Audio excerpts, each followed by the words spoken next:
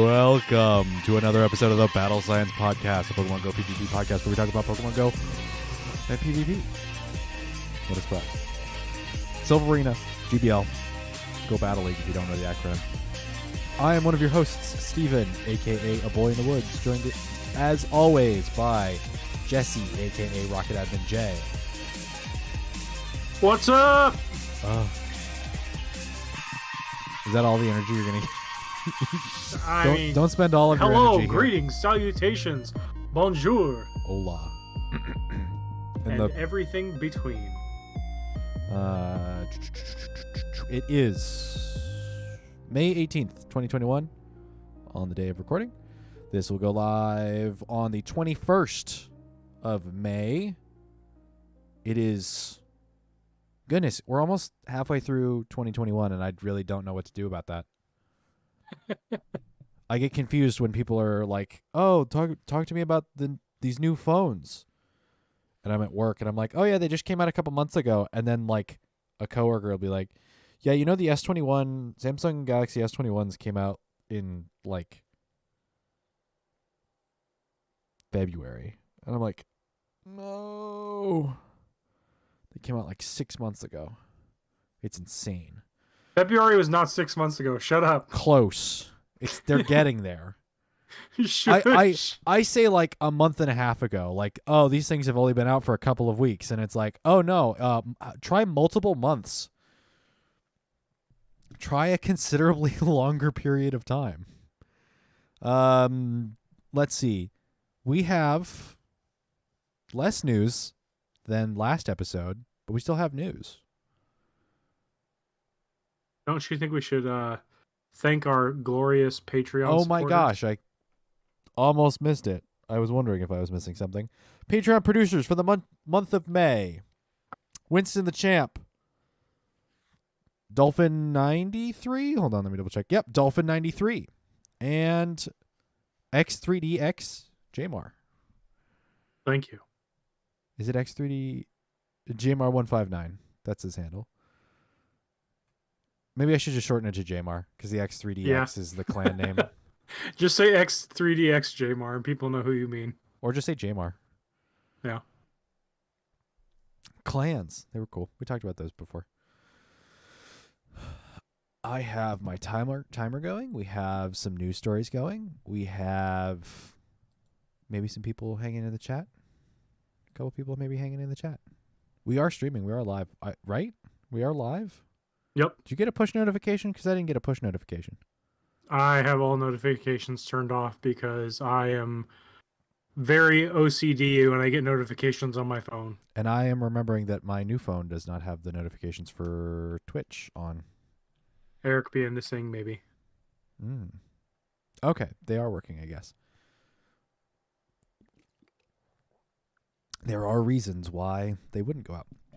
So, again, thank you to the Patreon supporters. We appreciate everything you do. Steven, what comes with supporting us? You get episodes of the Battle Science Podcast 2 days early.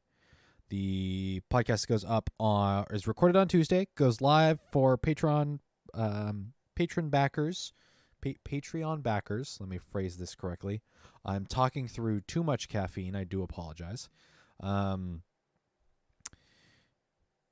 out for Patreon backers on Wednesday, so the day after they get recorded on Twitch. The podcast itself goes live on Friday, so you get it 2 days early. You also, at any level of backing, the $1, $5, or wherever in between, get access to the Battle Science After Dark podcast, where Jesse and I talk about whatever we feel like in whatever manner of speech we want to, meaning swears and all. We used potty language. We were going to record our episode last week, but I had to step in and say, nah, fam. We're in the middle of this crazy Luminous X event, and there are Dratini everywhere, plus we're getting the 3 times catch XP. I was like, let's hold it off till 2 weeks from now when it's an uninteresting spotlight hour. Yes, it's rodents. Rodents everywhere. Well, that's this week, and then yes. the fall. Well, I guess technically Meryl's a rodent. Yeah. Rodents back-to-back spotlight hours. Whack. So yeah, we'll get a Battle Science After Dark next week. That'll go up. That should go up on Tuesday for Patreon backers, and then Stay more tuned Battle for that Science. episode. It's going to be interesting. What are we talking about next? Oh, that's right. We were going to talk about like potential adverts. Let's not What? spoil it. Let's kill this. Let's build the suspense so people want to check it out. Let's at least talk about the topic so people know what they're getting themselves into. Oh, I suppose. We're going to talk about like advertisers. And, like maybe being advertiser friendly, potential advertisers. We don't actually have any potential advertisers. If you want to sponsor Battle Science and the Battle Science podcast, do reach out. battlescience.podcast@gmail.com. How we would approach advertiser, or how we would approach doing an ad in Battle Science, and the pipe dream advertisers we would love to do ad reads for. So that's our core topic for BSAD next week. I'll probably, in a expletive fueled rage, talk about June's Community Day, but we'll get there here. So we'll get there. But that should be about housekeeping, right? Unless I'm brain farting on it. No. Thank you, caffeine. It's one hell of a drug. It's the legal drug. I had a 20-ounce mocha, iced mocha, which is 3 shots, which I normally only ever do 12-ounce. And then I have a mostly drunken, mostly consumed Mountain Dew Major Melon in front of me. So I have overindulged, unfortunately. I know where you live, just in case you have a stroke or a heart attack. Oh, I'll let you know. You'll probably know. I won't even have to say anything. You'll probably know when it's happening. Yeah. Want to hop into the news roundup? Let's do it. News roundup. Yeehaw. Giddy up now. This is the news roundup. News roundup. Cool. Hit the split button. We are into our first article here from PokemonGoLive.com. The Luminous Legends Y, which started today. Yveltal joins Xerneas in Pokemon Go, and Team Go Rocket wants in on the action.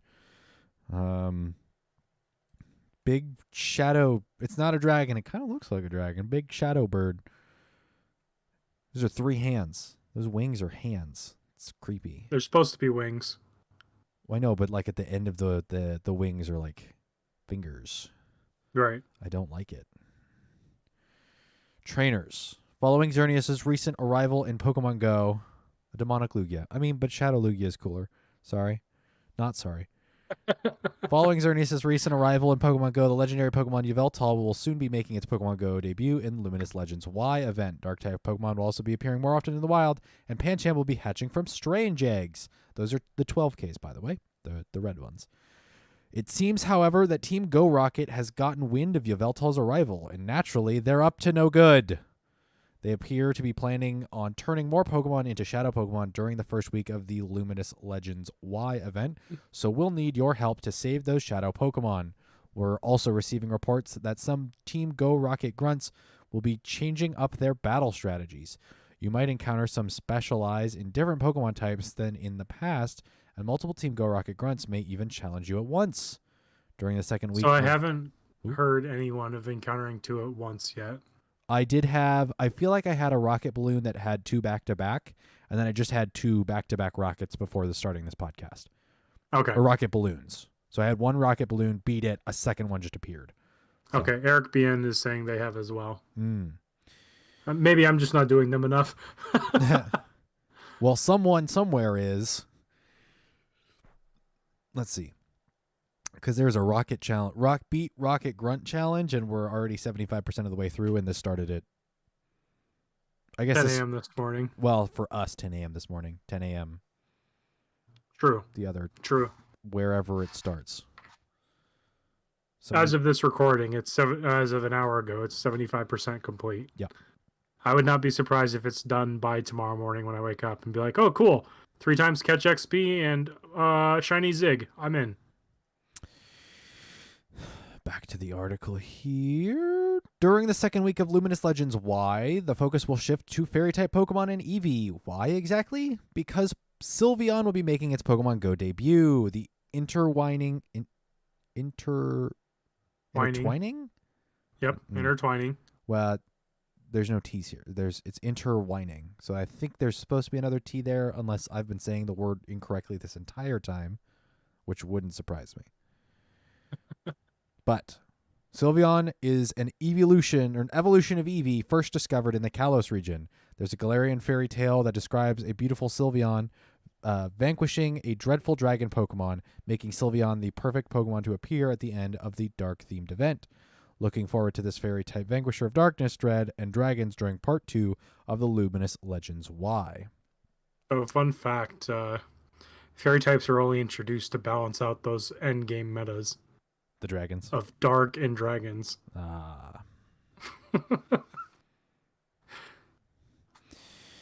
Let's see. Part 1, date and time, Tuesday, May 18th at 10 a.m. to Monday, May 24th at 8 p.m. Local time. Let's see. That is 18th to the 24th. So that's a little less than a week. Part 1 features. Yveltal will make its Pokemon Go debut in 5-star raids. Dark Flying type legendary Pokemon was first discovered in the Kalos region, and when its wings and tail feathers spread wide and glow red, it absorbs the life force of living creatures. Yveltal will remain in 5-star raids for the duration of the event. That's not terrifying at all. Pancham will be hatching from strange eggs. We've received reports that the following Pokemon will also be hatching from strange eggs rescued from Team Go Rocket during the event and afterwards as well. Quillfish, Larvitar, Absol, Skorupi, Sandile, Scraggy, Pawniard, Vullaby, and Dino. This pool hasn't changed? They no longer have Quillfish and the crawfish. I forget its name. Okay, so Corfish is no longer... Quillfish is still in the pool.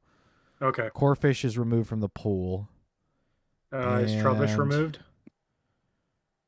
Trubbish wasn't in the pool before. Are you sure? I'm looking at a strange egg that I acquired on the 7th. Okay. So I see... Let's see. Quillfish. Quillfish gets bumped... No, actually, this isn't telling us the rarity. Quillfish, Larvitar, Absol, Skorupi, Sandile, Scraggy, Pawniard, Vullaby, and Dino. So it looks like... Yep, just looks like Corfish leaves. Okay. Weird. Also useless because Absol's in a 12K, even though it's been in the game for years now. And, I mean, that's probably my biggest gripe, to be honest. Dark-type Pokemon will be appearing more frequently in the wild. Keep a lookout for Pokemon like Houndour, Carvanha, and more. Missed out on some of the Pokemon appearing during the Luminous Legends X? Well, you're in luck because many of them are returning. You can look out for Pokemon like Spritzee, Swirlix, and Goomy appearing in the wild. Complete Team Go Rocket themed timed research before the event concludes to encounter Dark-type Pokemon like Galarian Zigzagoon. The following Pokemon will be hatching from 7K eggs: Alolan Rattata, Alolan Meowth, Alolan Grimer, Sneasel, Poochyena, Stunky, and Purloin. Dark-type Pokemon like Alolan Meowth, Yveltal, and more will be appearing in raids. For Pokemon appearing in Mega Raids, please check the May Events blog. Event-exclusive field research tasks will lead to encounters with Dark-type Pokemon, including Galarian Zigzagoon, Scraggy, and more. Event-exclusive AR mapping tasks will lead to encounters with Galarian Zigzagoon. You can use a Charge TM to help a Shadow Pokemon forget the Charge Attack Frustration. I'm sorry, you want to run that back one more time? You can use a Charge TM to help a Shadow Pokemon forget the Charge Attack Frustration. So that's only part of the first part of this event? Yes, that is a feature of Part 1. So you have less than a week. You have about a week to do that. If you're listening to this on the release, you have the weekend. It is... Well, I mean, it's an egg pool. I would arguably say all egg pools are terrible, but you know. Yeah, I'm not interested in doing the eggs at the moment. That's just me. The egg mechanic has been not good. Spin the the wheel. Not good at all for years. At this And it's point. only gotten a lot more heat recently, and you wonder why. Yeah. And by the way, the pools are terrible, and by the way, the mechanics are dumb, and it's completely and totally random, and spawns it at a higher level than that's usually even usable. So, I mean, I know people are like, "Oh, cool, Pancham's going to be in 12k eggs," and I'm like, "Yes, but it was also in raids, and that's a guarantee encounter." that's true. But it's also $1 per if you want to do a bunch more. Yeah.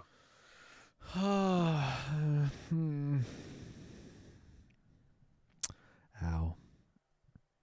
Let's see. In addition, you can work with other trainers to defeat Team Go Rocket Grunts, and by doing so, you can unlock rewards during the second half of the event. From Saturday, May 15th at 12 a.m. to Sunday, May 23rd at 11:59 p.m. UTC, you can work together with other trainers worldwide to defeat 25 million Team Go Rocket Grunts in total. If that goal is met, the following special bonuses will be available from Tuesday. Actually, you know what? I'm gonna correct myself here. By the time you listen to this, arguably by the time this goes up on Patreon for Patreon backers, the amount of Team Go Rocket Grunts will have been defeated. Here are the bonuses we can expect. We will have them. No, there's no ifs, ands, or buts unless they're like, I'm sorry, you're not actually going to get it. It's already These done. guys at Battle Science, they assumed that you would get it, therefore we're going to take it away. It's okay. I'll fall on the sword for that. I'll take that one. You know, if we're already 75% of the way through, and that was as of an hour ago, so like roughly 4 or 5 o'clock p.m. Pacific Standard Time on May 18th. If it's not complete by Friday, there is something drastically wrong. But with it complete, you can see a 3 times catch XP bonus that will be active for the rest of the event. If that's tomorrow, that's going to be a nice chunk. Yes. If you're lucky, you might find a shiny Galarian Zigzagoon.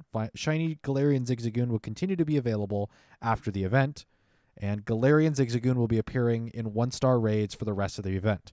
Hey, if you do a bunch of Go Rocket battles, we'll make it more lucrative for... That's Niantic saying, you complete this challenge, we'll make it more lucrative for us because you'll want to spend money on raid passes so that you can get shiny Galarian Zigzagoon. Yep. So... And now you're thinking like a business. And now you're thinking like corporate shareholders. Yay! Or a corporation that wants to see their shareholders happy. Money! Money!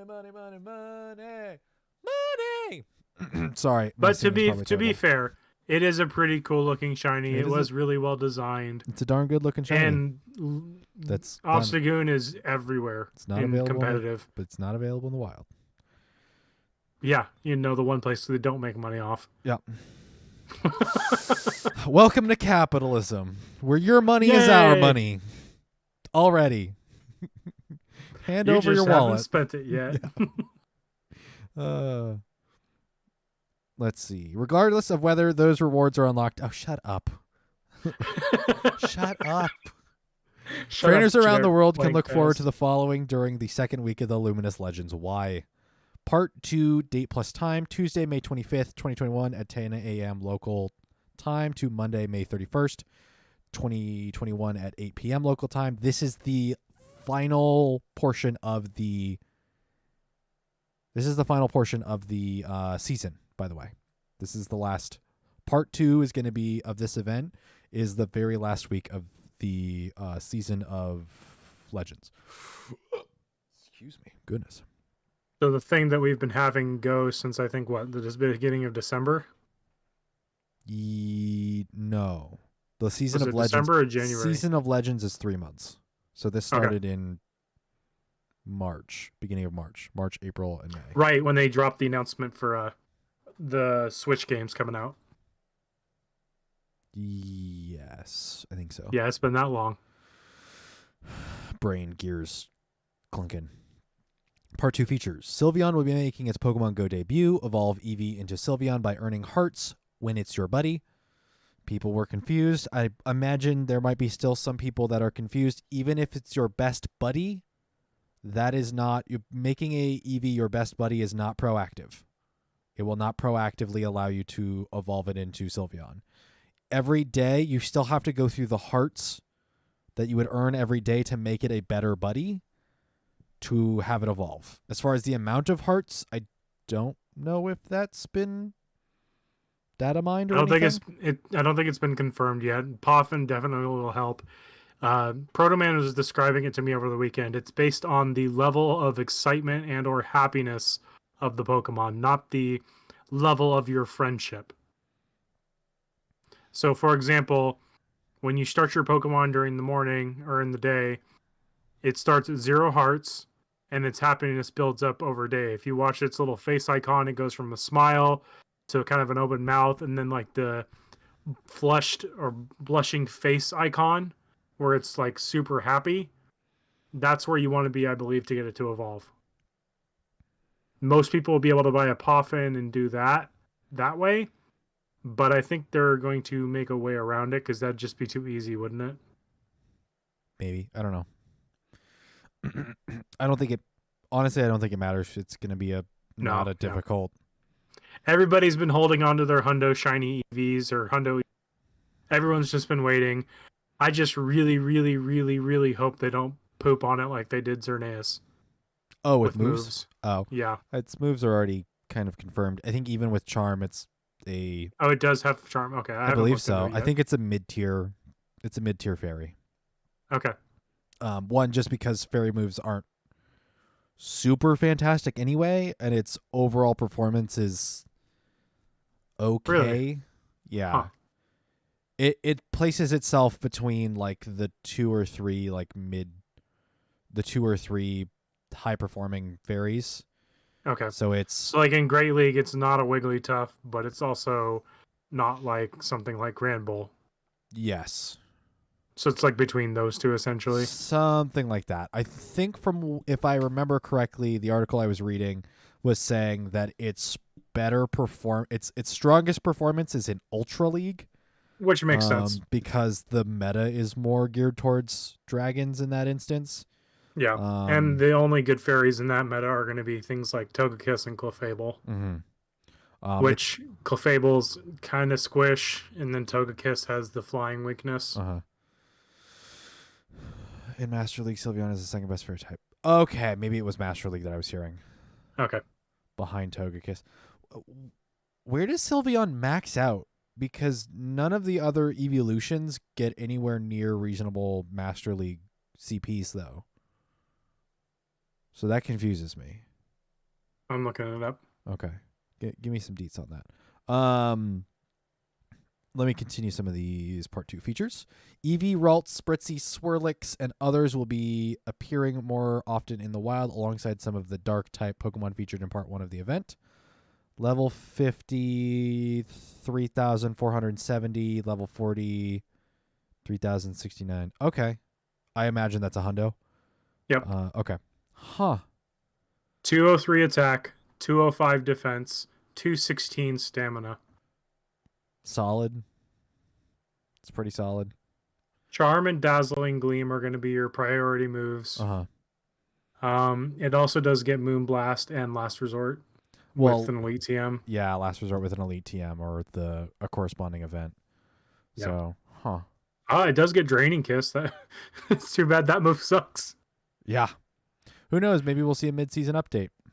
Yeah. Ooh. The following Pokemon will be hatching from 7K eggs: Eevee, Cleffa, Igglybuff, Togepi, Azurill, Spritzee, and Swirlix. Yay. Some of the evolutions will be appearing in 3-star raids. Keep an eye out for Vaporeon, Jolteon, Flareon, Espeon, and Umbreon. That's everything except for the ones that require the lures. Event exclusive field research tasks will lead to encounters with Eevee, some of Eevee's evolutions, and more. Event exclusive AR mapping tasks will reward Poffins. That makes me wonder if Poffins are going to work out for Sylveon. Yeah. And Sylveon inspired avatar items will be available in the shop. I think those were cool looking. I think somebody released the data mined images and they looked kind of cool. So, yeah. And of course, the always present Ending to a Pokemon Go Live article. Please be aware of your surroundings and following guidelines from local health authorities when playing Pokemon Go. Upcoming events are subject to change. Be sure to follow us on social media, opt in to receive and push notifications, and subscribe to our emails to stay updated for latest in-game events and feature updates. Be sure to check out this help center article, the Pokemon Go team. Stack up those evolution research tasks for a 2 or 3 times dust event. Yes, that is a great point, Eric. Thank you. Those evolutions are chunky dust anyway. And then you put on a star piece and a 2 or 3 times Stardust dust event. Like, who knows? Maybe Gible. Probably not. That'd be insane. God, double dipping, triple dipping on making it the most impressive community day, period. We'll get to that. Yes, we will. So, do you want to tab over to that nice little graphic there from a couple of gamings, and I'll break it down real quick? Break it down. So once Steven gets it up here on screen for you listening here in the chat it's up. or watching. It's there. Yep. Starting today, who knows how long going forward. They say till May 24th, but that could change. They might keep these in a rotation for a while. Mm-hmm. Here are some of the new Rocket, Pokemon, and Grunt encounters. Grass, you're going to have Tangela. Water, you're going to see Horsey. First time seeing Fairy Shadow Pokemon in Snubble. They call them cute. Yep. Poochyena is going to join the Dark type. Makahita will be in addition with Machop to the fighting. Electrike joins the electric. Starly joins the flying. And Skorupi will be in the bug and poison. Whack. From this, I'll go ahead and read this little blurb here. Team Go Rocket Grunts have new Shadow Pokemon. With the start of the Luminous Legends Y event, Team Go Rocket Grunts now have new Shadow Pokemon in their possession. If you challenge a Grunt, you can even run into a scenario where multiple Team Go Rocket Grunts challenge you at once. Don't forget that during the Luminous Legends Y event, you can TM away frustration on Shadow Pokemon. So from this, I think there's a lot of guides out there that say these are probably going to be the best. These are going to be what you're looking for. And the ones I think I've seen the most on are Tangela. We're going to butcher all these names, and then people come in here and correct us. Please do. Horsey's going to be very good. Snubble's going to be eh. Okay, so let me preface it. This is my opinions. I'm going for Tangela. I'm going for Horsey. And I'm going for Skorupi. The other ones don't particularly interest me. I know I've heard people say Snubble's good. Poochyena just needs to get better. It's not good normal. Dark's not helping it. Nope. Makahita might be interesting, but it's one of those things where it's you take the more bulky Pokemon and now it's about more range for damage because you're trading the thickness of its evolution Hariyama and taking that giving it a damage boost. Its charge moves are still kind of it's not a Machamp. So it's still not going to outflex the Machamp and the Shadow Machamp role. Electrike is just garbage. Sorry. It's just hot trash. Sorry, not sorry. Starly, I don't think will be much better. It'll definitely look cool. Its third evolution being Shadow. Yes, it will. Getting some of that give me that emo what is it, Peter Parker hair? Why would you go there? Why would you that's make about how I feel about the Starly. Such a deep cut. And that's how Starly likes it.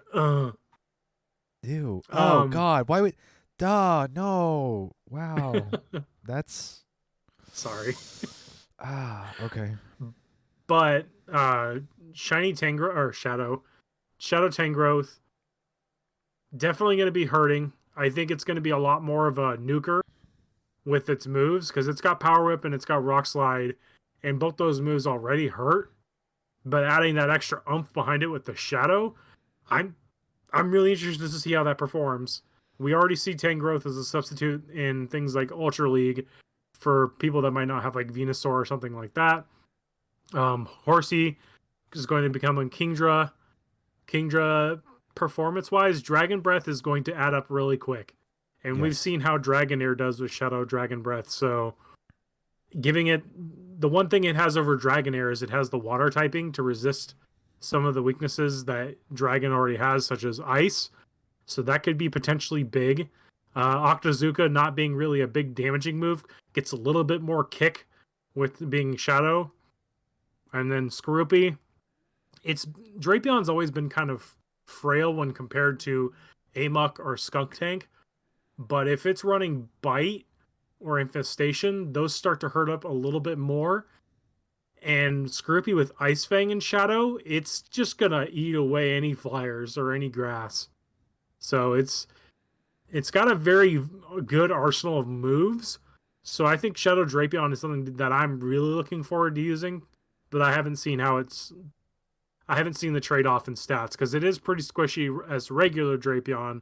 I can only imagine that Shadow is just going to die twice as fast. But that's just my opinions again. Shadow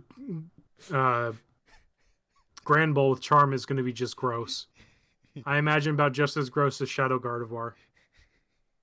Why are you giggling? I found somebody kind of funny best friend posted one of the best tweets ever, and then Tim Geddes of Kind of Funny replied to it, and so it's actually I'm gonna see if I can save this for the BSAT episode because this is referential to ad read stuff. That's so good.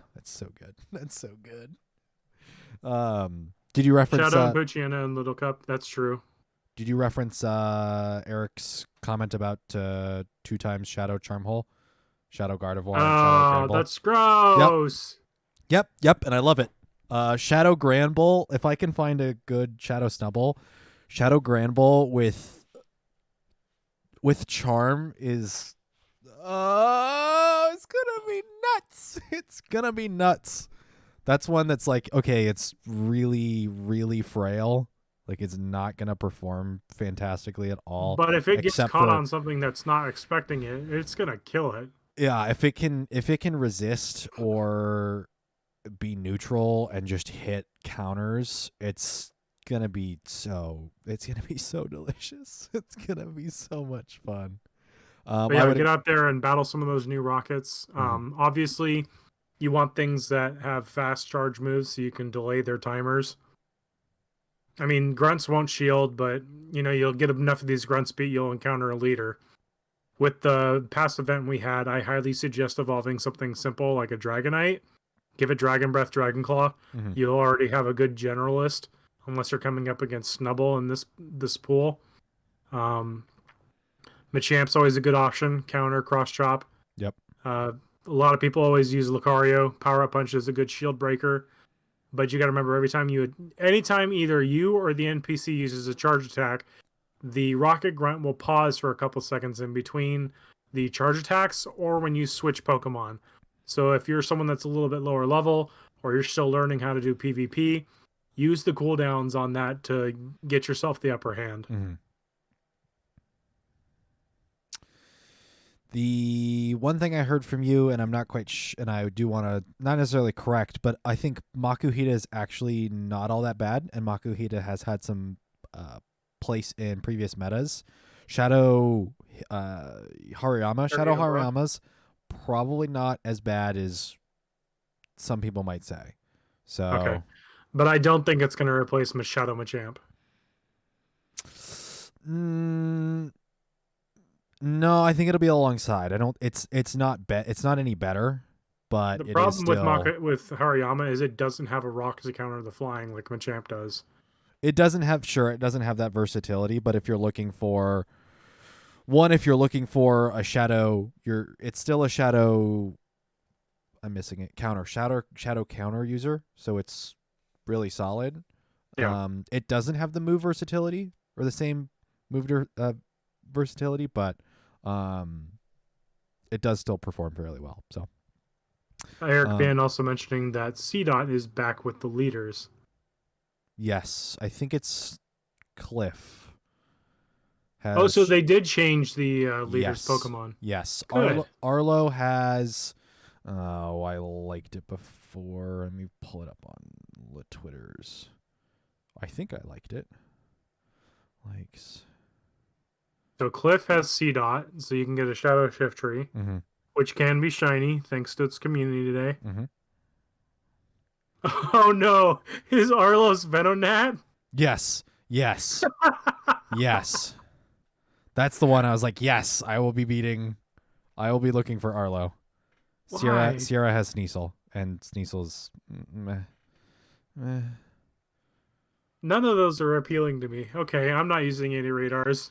But dude, What? Confusion Venomoth as a shadow. I have one. It's rank 11. Oh, okay, so you're already good. All right, well. Yeah.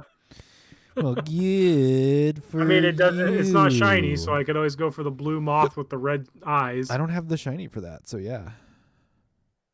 Shadow Shiny. Shadow Shiny Sneasel. That is pretty good. It's good, but it's not. It's so glass already.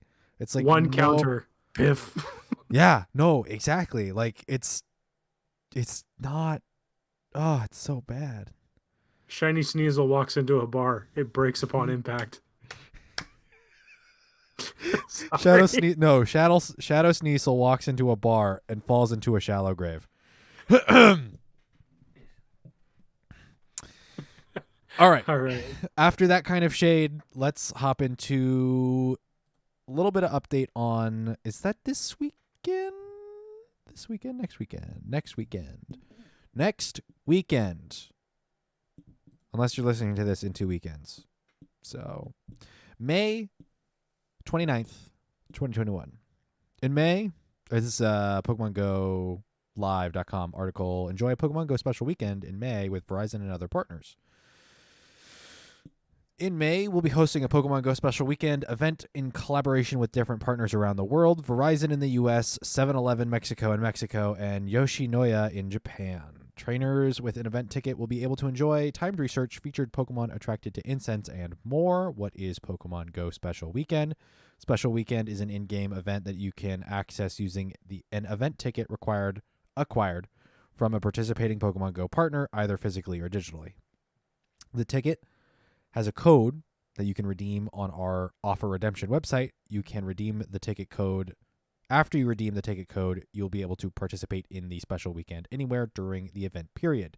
Date and time, Saturday, May 29th, 2021 at 12 a.m. to Sunday, May 30th, 2021 at 11:59 p.m. local time. So a full 48 hours. Ticketed features. The following features will be available for trainers that redeem an event ticket obtained from our participating partners. The following features will be available on Saturday from 11 a.m. to 5 p.m. local time. Clefairy, Jigglypuff, Eevee, Marill, Sableye, Stunky, Spritzy, and Swirlix will be attracted to incense. If you're lucky, you might find a shiny Eevee.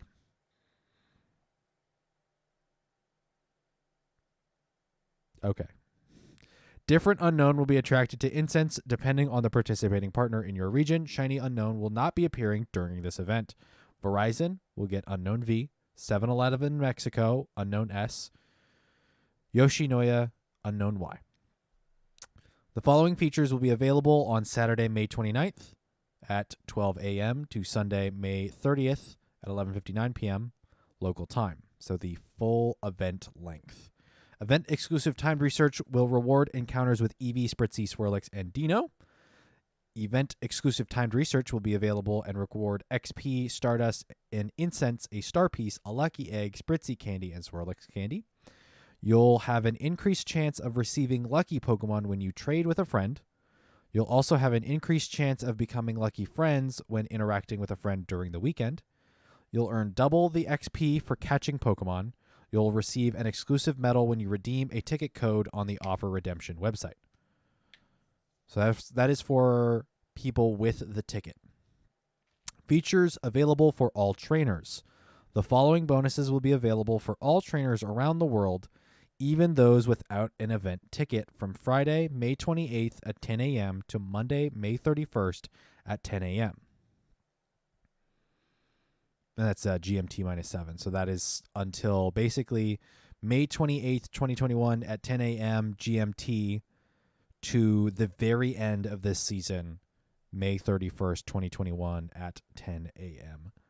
PDT. GMT -7. The number of gifts you can open daily will double. Isn't it already 40? I think 25. It's already a chunk. You get to open more. I want more. You will have exactly the amount that they say you can have. No, not I one or have more less. 400 friends on my list now. I want to be able to open half of that. Your hunger must be satiated. I don't like that. Trade range will be increased to 40 kilometers. Neat.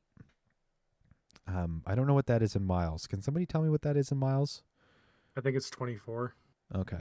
I live in the U.S. Give it to me in miles. I'll look it up just to be sure. Imperial or nothing. I actually don't understand it at all.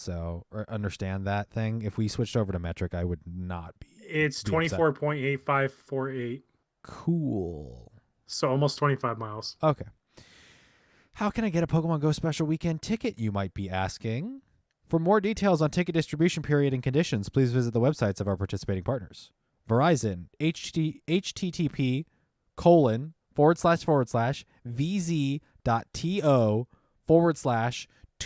capital D capital V lowercase r capital D capital I 8 7-Eleven Mexico http://711.mx/Pokemon Go. JMR petition to switch to metric. I would sign it in a heartbeat. Yoshinoya. Oh God, I'm gonna have fun reading this one. https://www.yoshinoya. That's YOSHINOYA.com. Yoshinoya. Yoshinoya. He knows ya. Yoshi knows ya. Knows ya. Righty. Yoshinoya.com/campaign/special weekend 2021-04/. Sorry, 2021-04. It's not an O, it's a 0. I apologize. Now, what should I do after receiving a Pokemon Go Special Weekend ticket? You also might be asking. Do I have an answer for you? You'll be able to redeem the promotional code included on the ticket on our promotional redemption or offer redemption website. Visit this Help Center article, which I'm reading. Oh God. I'm reading URLs out loud already anyway. https://niantic.helpshift.com/a/shop.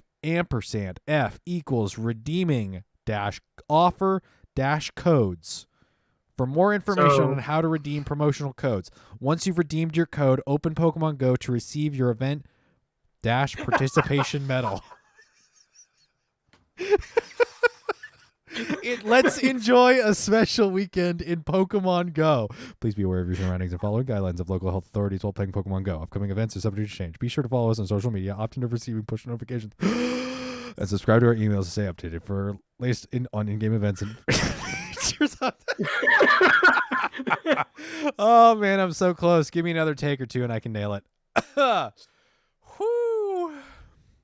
Are you good? I'm feeling great. URLs. Should we change the news roundup to Steven reads URLs?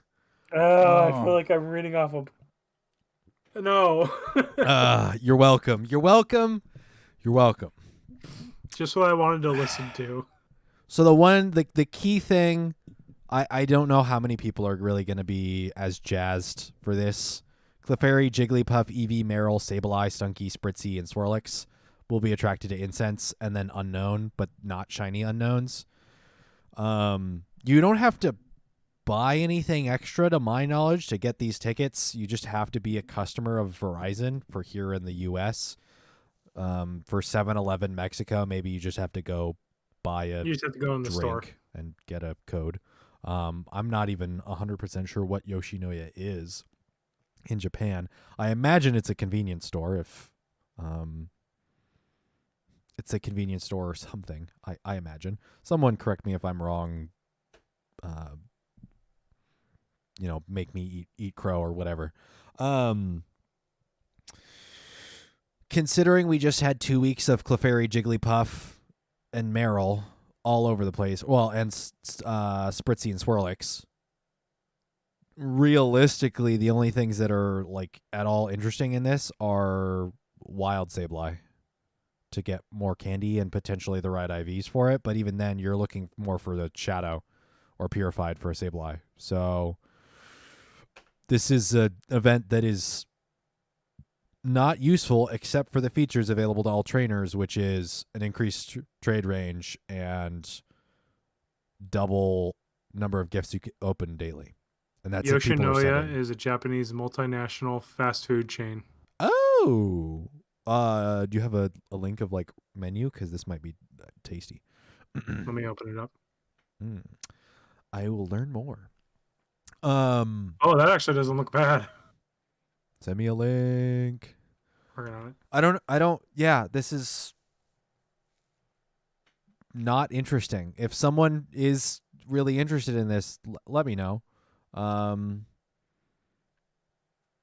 okay with missing this, especially because I know I'm going to be working. So here we go. Here's a link. YoshinoyaAmerica.com. I guess we'll open it on the podcast. That's fine.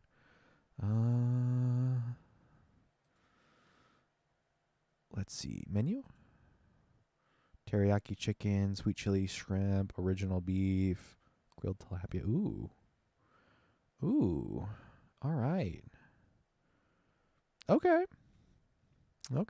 Locations? Do we have anything near us? We're going to go Washington just to be general and not show where I live specifically. There is what? I've got to believe there's one here in the state. No relevant results found in search area. What? Weird. Can I just go with United States?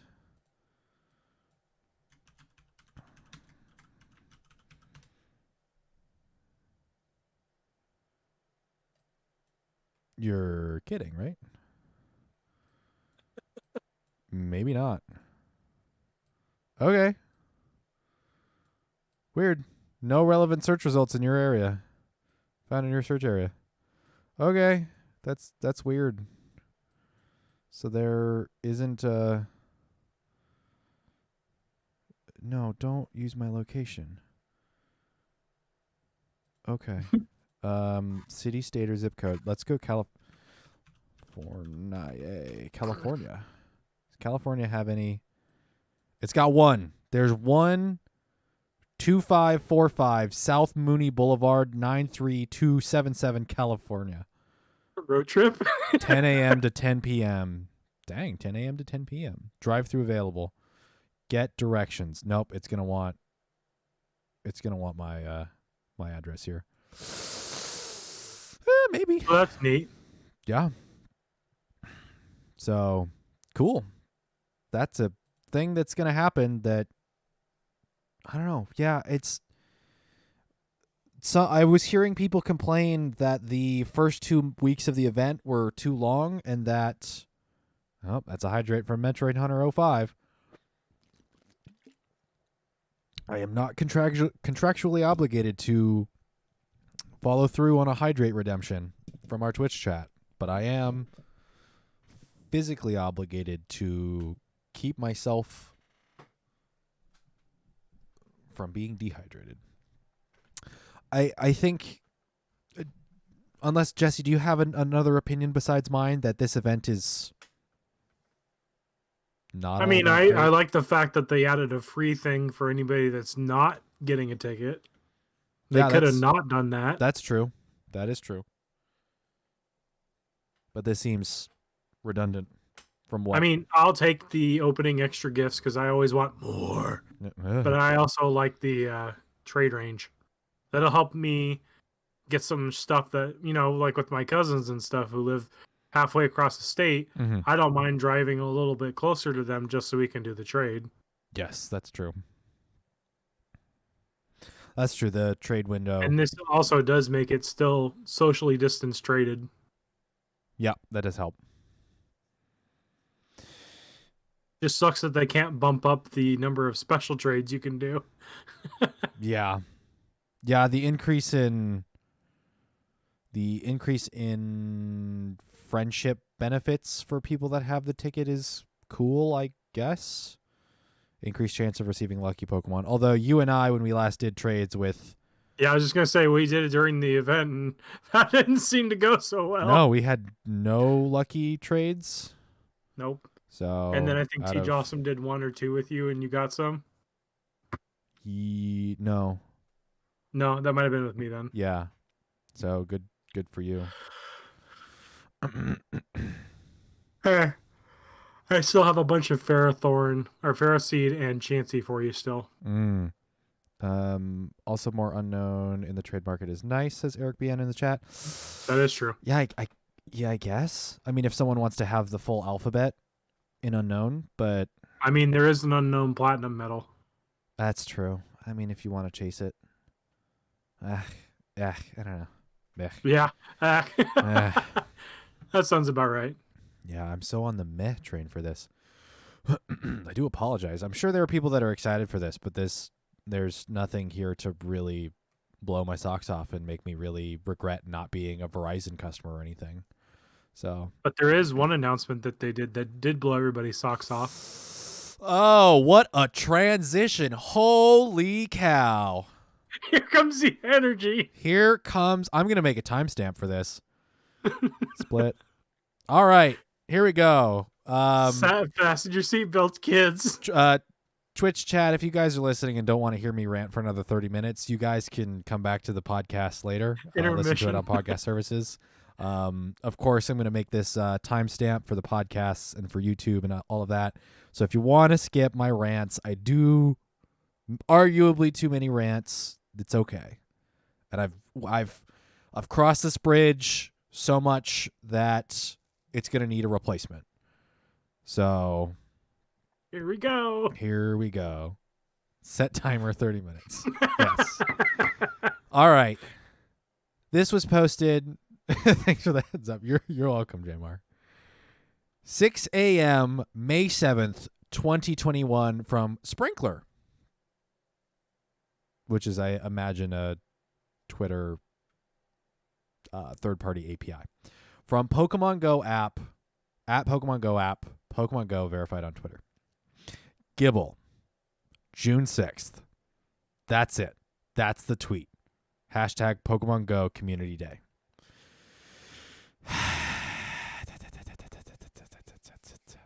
I've been over this before. And we all kind of thought it was going to come. I wouldn't have been. I'm not surprised it's happening. I'm not against it happening. This is cool. This is great. You pair Gible with a nice bonus of anything but evolution XP or something. Whatever bonus from community days they do. You pair this with a double or triple Stardust, you're going to get 120+% of the average player base for a community day out there playing Pokemon Go. Gible are going to be everywhere. You're going to get the bonus candy. You're going to get the shiny Gible. Arguably, people are going to be upset. People are already upset of the devaluing of shinies. That's hilarious. Shiny Pokemon aren't a currency. You can't devalue. It's not like crypto where you can't devalue this. There's always the memory of you getting your first shiny of a Pokemon, but there's always going to be opportunities for more shinies of that Pokemon to be out there. It's not like, you get the only... there is no opportunity for you to get the one and only shiny of a Pokemon. It doesn't exist. Go play some other game that does have that. I can't think of one off the top of my head. Go do that if you want to have that argument.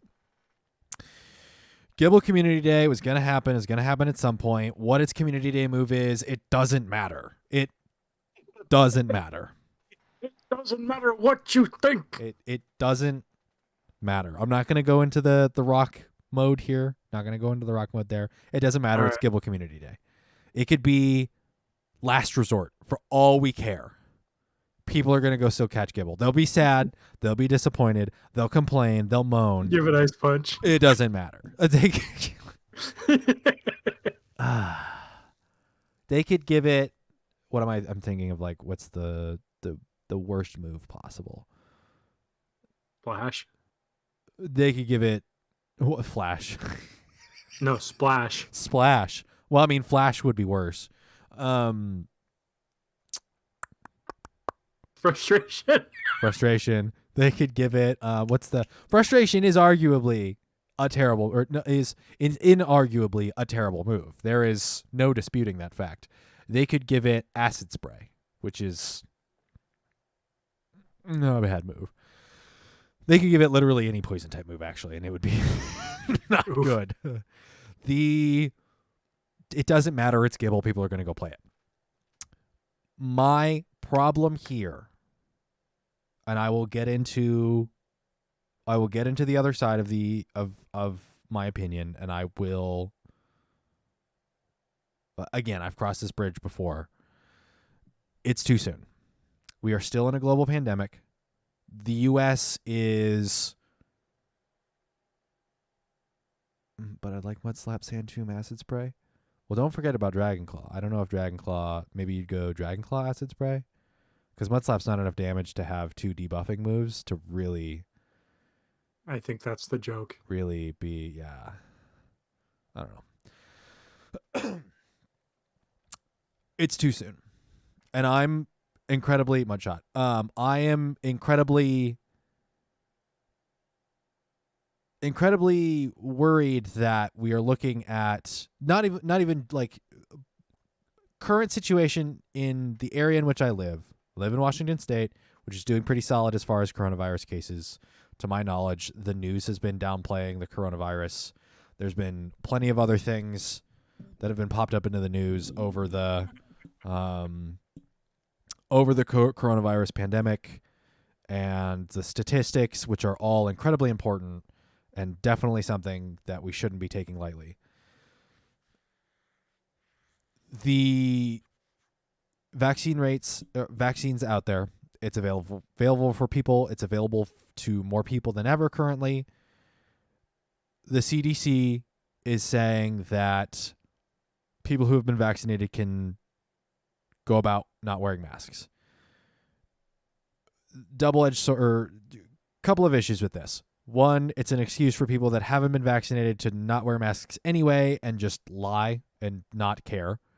There is as an example, there's a guy in our local group that is basically, people have been like, hey, made some comment about his vaccine card rather than the 2 doses says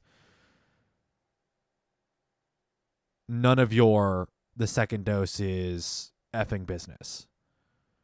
And it's like, okay, if you want to be a comedian, do it not while endangering other people's lives.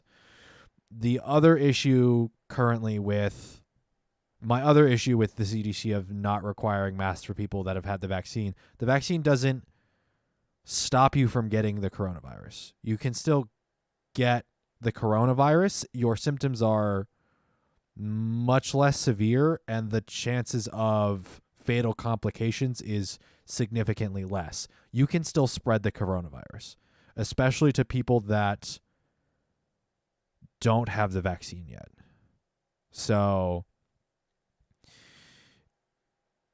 the progress we're making is progress, but we haven't made it there yet. There is reasons to be happy, to be relieved. There is no reason to celebrate and to go back to what quote unquote normal was before the pandemic. And that's just in America. You're looking at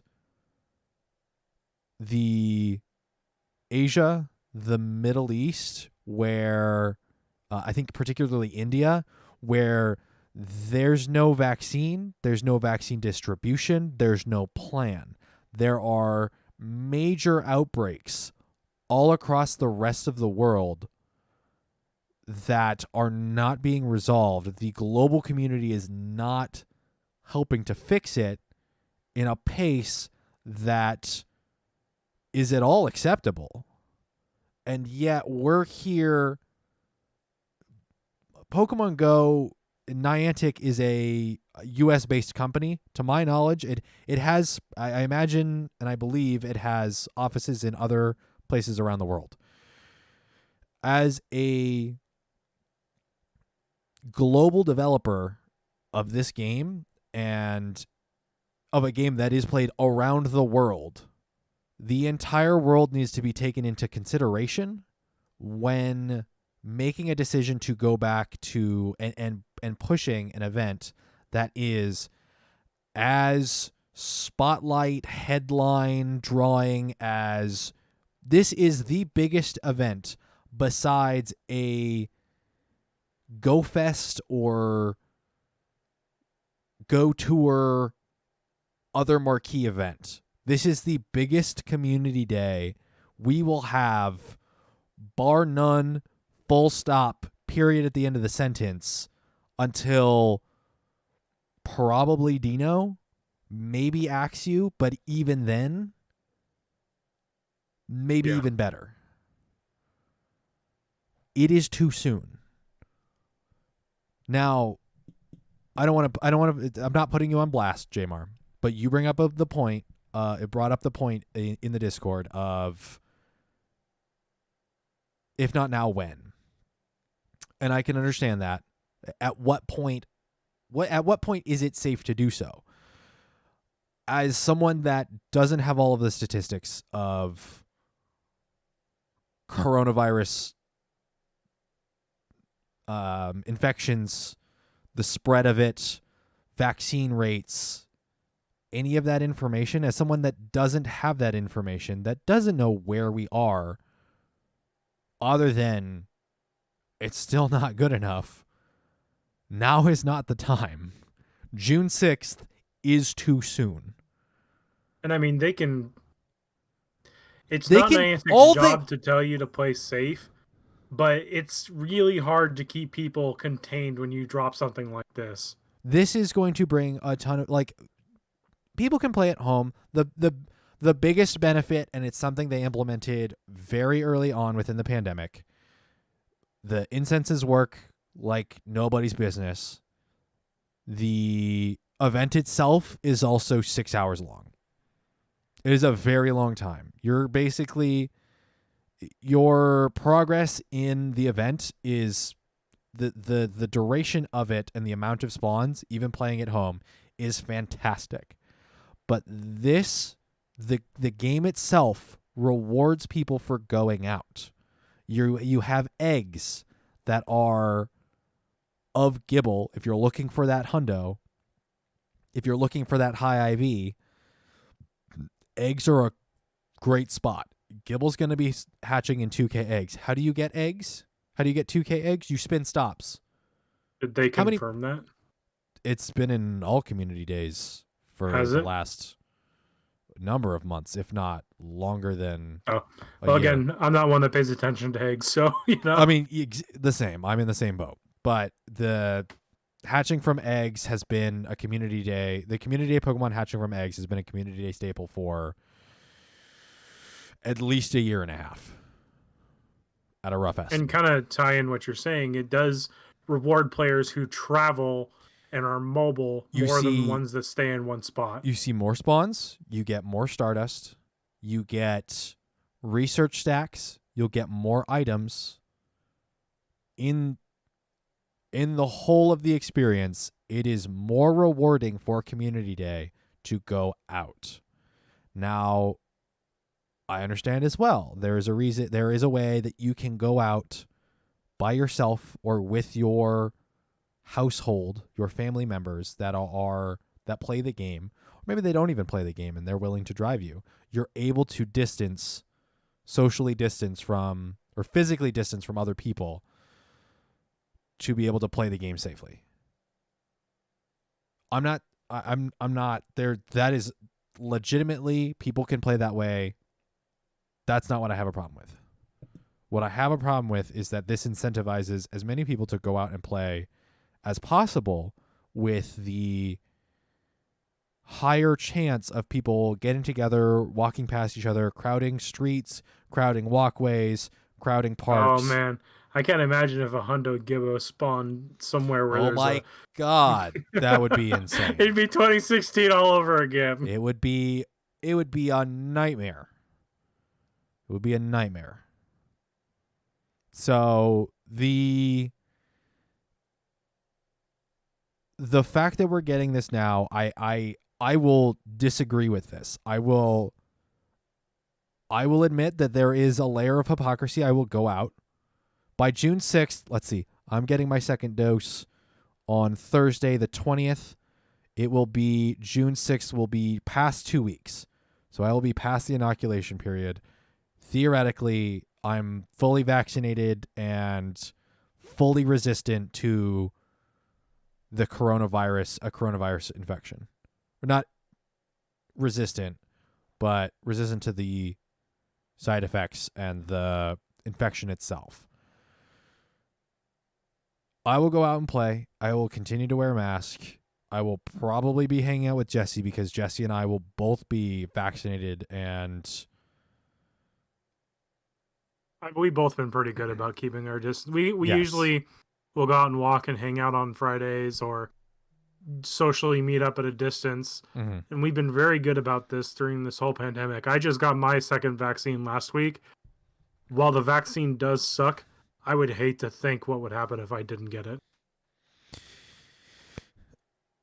I'm not saying you should. I'm not saying you're a worse person if you don't. I just think that people, this is just my opinion. I really ask you as a fellow human being, please respect one another. I know when you're getting lost deep in the game and you're on the grind and you're doing what you can to fully enjoy the Pokemon Go experience, please look up every once in a while and respect those around you. I don't know if I don't know your exact statement, but go get vaccinated. I don't care if you're anti-vax. I don't care if you think it's going to make you shed stem cells. I don't care if it's going to make you, if you think it's going to make you grow acorns and make you into some sort of monster demon thing, or it's going to turn you into a pile of liquid. Go get vaccinated. For your sake, your family's sake, the people around you, for the chance that you do get coronavirus and potentially have hundreds of thousands of dollars of medical bills. Oh, Jesus, man. I just got some of my medical bills from my doctor's visit last week. Holy crap. Yeah. Good. For your sake, your financial sake, and your family's sake, as well as your family's financial sake, go get vaccinated. But Jamar's got my acorns growing already. Go get vaccinated. I urge you, go get vaccinated. Go find a spot, go get vaccinated. The dumb jokes, I'm tired of it. All of it, I'm tired of it. Pokemon Go, Niantic, it's too soon. You could have just said, Gible, Community Day, it's coming. That's it, that's the tweet. You don't have to give us a day. Just confirm that it's actually happening. That's it. That already hypes us up. I don't care if it's coming. You could say Gible Community Day 2022. I would be hyped. I would be insane. I would be bouncing. But when you say Gible less than a month away during a global pandemic, during an instance in which it can be fatal to walk next to somebody that is coughing. No, I'm not talking about the Pokemon. Sorry. No. I mean, that's good pun. It's bad to laugh at. It's not an intelligent decision, and I'm not saying that anyone that gets infected and anyone that passes away has horrible complications. That's not on Niantic, but there has to be some more consideration. And I think that's a good kind of point to wrap this up on is, again, be considerate of those around you.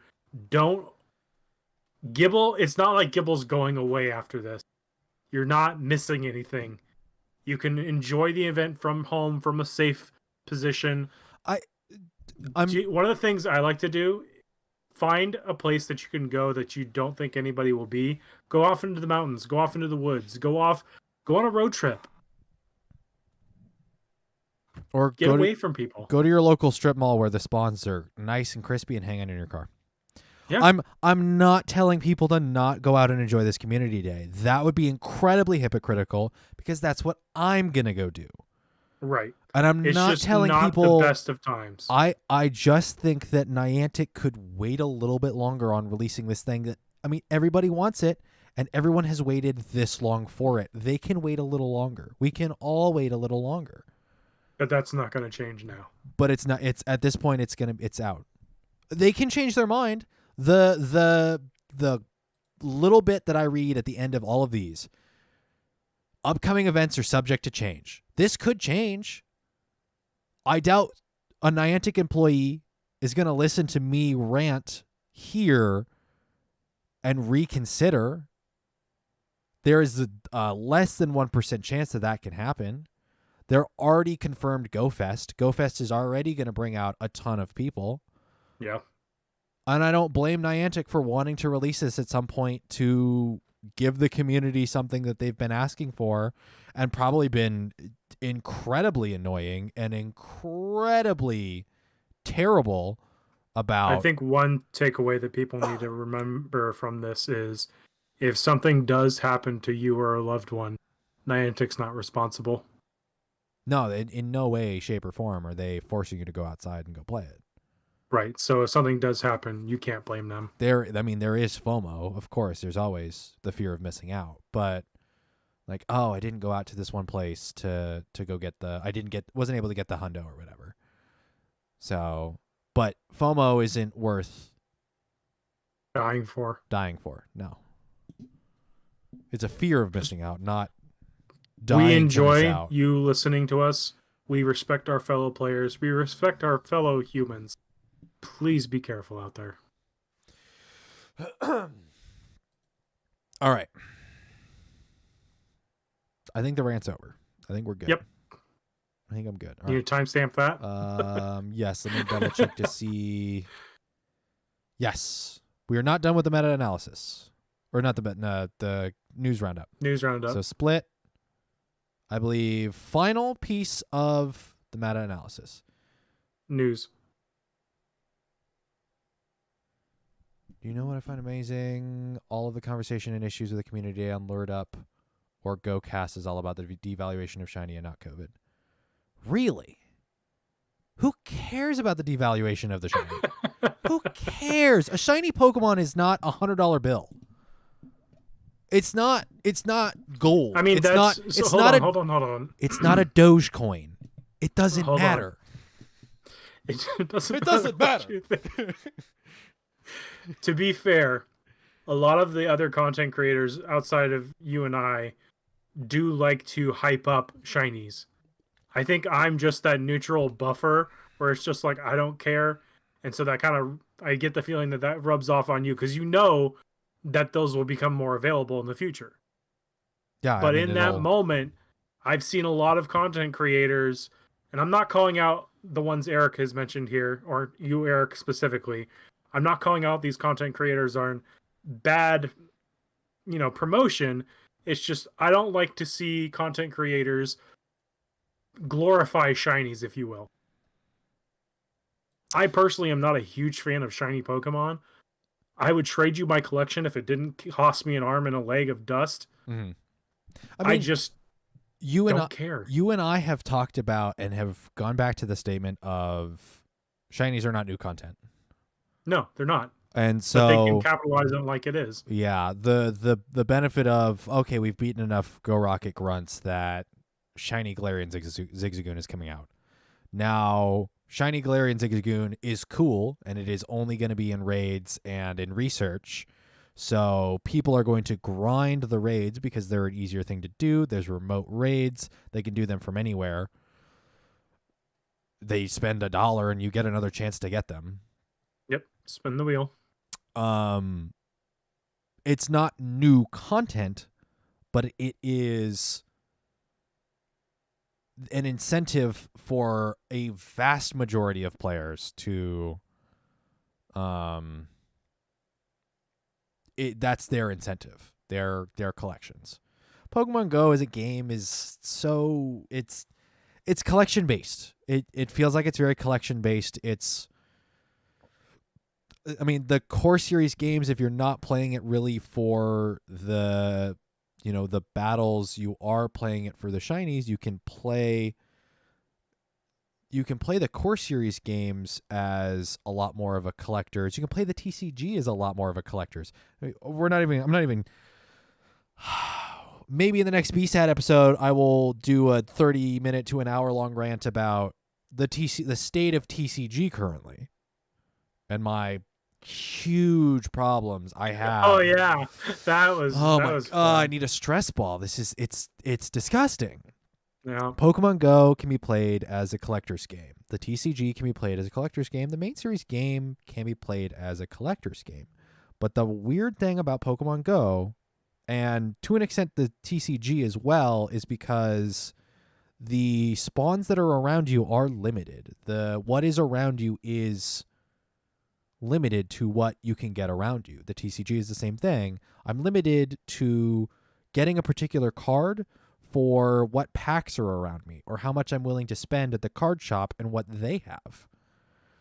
So there is more of a collector's mentality in this particular instance because that is, I don't know, maybe an inherent flaw within. It's not a flaw, but there's an inherent limited to it. Just like there's this theoretical, oh my gosh, it's rare in gemstones and precious metals of, oh, gold is so rare. So getting some jewelry in gold, getting my teeth blinged out in gold, getting giant gold chains is cool because this is rare and it shows status. Like getting a shiny Gible is cool and shows status, but it doesn't, and it's only because, and honestly, it's in a similar boat to precious metals because the shinies aren't as rare as you think they are. They are rare, they're uncommon, but Pokemon Go incredibly gives players better chances and odds for shinies than the main series game. But the main series games, you can grind specifically in particular pieces of grass at any point in time in the day with any method. Whereas it's time versus luck, essentially. Yes. So the status of look at the shiny I got, posted on Twitter, posted on the Facebook chats, doing whatever, greatly inflates the seeing the other people have, seeing the other people that have the shiny versus me who I think has a shiny Gible and just doesn't give a single care and is not flaunting it. Your current shiny Gible is less rare than you think because of the internet, because of the people around you that don't care. Gold is a lot more common, and like diamonds, having a diamond ring, oh, it's a shiny, it's flawless. Look at this thing. It's so gorgeous. It's so expensive. It doesn't have to be expensive because the markets are inflated.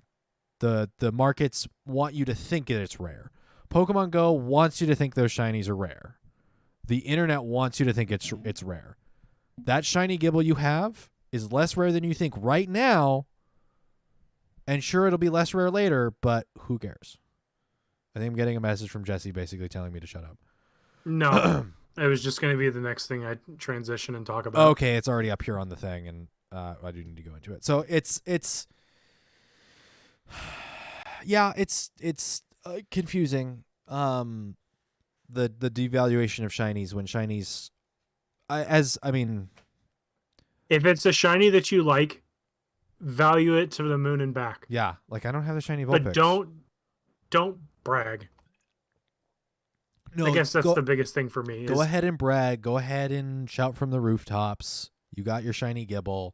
There will be a small portion of the people that hear you, a very small portion of the people that hear you that actually care. And then the world will move on. I don't know where I'm going with this at this point. I mean, I still have yet to get my favorite. The only shiny I've wanted probably since Pokemon Go started, Snorlax. I still have yet to get it, but I know that in time I'll get it. It's me with shiny Vulpix too. I don't have the shiny Vulpix yet. I mean, but the spawns moved to the other hemisphere, so okay. Go catch those 5 weather boosts. Get a roll at a 50%. Yeah, but there's so many event research that are better. Gross. Yeah, and our opinions as PvP players are more towards ideal PvP IVs than it is the shiny. And I'm glad that during this last community day I got a rank 21 Great League shiny Altaria. Cool, great. But if it wasn't shiny, I would still be okay with it. And I have a better shiny or a better non-shiny Altaria for Great League at a rank 14. So shinies don't do more damage. They don't change the stats. It just changes its color. It's a palette swap. So that's it. It's a genetic dysfunction. It's almost equivalent to albinism. So yep. But albinism has other generic or genetic issues besides changing your eye color and skin color. So it's not quite like albinism. I don't know, man. I don't know. J Mar, to go to your comment about Go is too shiny focused, you could say that the main series games is too shiny focused too. I imagine if you go to Twitch and search up Pokemon Sword and Shield, you get a lot of people that are just grinding for shinies, and probably not a whole lot of PvP Reversal players. was on the grind for a shiny Feebas forever. Like a year plus or something, some ridiculous length of time for the shiny, like an insane amount of time for the shiny Feebas. And it's calling it too shiny focused. The overall, the majority of the player base plays it for that because PvP is hard. The competitive scenes are complex. The rules change a lot. Metas change. Realistically, being hardcore in this kind of community, both in Pokemon Go and in the main series games, is almost like a part-time job all on its own. So it's, I mean, people casually spending their time chatting on Twitch, grinding for shinies. I don't blame that. There's nothing against that. That's just a different way to play the game. So, thankfully, I imagine most people that listen to this podcast are PvP focused and kind of get where we're coming from with this. So, no, Steven, you're wrong. My shiny Azu's gonna beat you just because they're both rank 1. Mine's shiny. Tell me, hit me up, hit me with that. Go for it. If somebody wants to lambaste us because we don't appreciate shinies or don't appreciate the shinies we have, tell us on Twitter at @battle_science. Go for it. Battle the character _ not at @battle_science. I think that might be too long for a tag on Twitter, but I don't know. Who knows? Maybe I'll make a parody account. @battle_science, fully spelled out. Righty. The last piece of the news roundup. Should I hit the split button again? Nah. Okay. After months of it, at SilphGG on Twitter. After months of intense battling, the time has come for the fiercest #battlers in the world to showcase their skills. With an S, not a Z. Could be with a Z. Maybe you should do the Z next time. Their Silph. Showcase their skills. Elite skills. Pwn the noobs. Today, the arena invites the strongest of them to prove their skills at the 2021 Regional Invitationals. Congrats to all who qualified. That's reading from the tweet. From me to all that qualified, nice job this season. You're taking the next step, and I'm proud of you. That's it, half in jest and half in truth. I am proud of you. Jesse, do you know who else I'm proud of? Who? I'm proud of me. Yeah? Why is that? Because I made it. I got Yeah. invited to regionals. Somehow. I am hearing reports that people are confused that they got invited to regionals because they didn't think they performed well enough. And that includes me. I was gonna say, is this a personal interview here? Breaking news. Man is confused. He did mediocre and still and still moved on to the next level. What do you got for us, Eric? Breaking news? Breaking news, maybe. Y'all? I did tie for Eric Bien got an invite. Well, Eric Bien, pretty sure you're doing some solid work too. So don't sell yourself Steven's short. the bottom of the floor.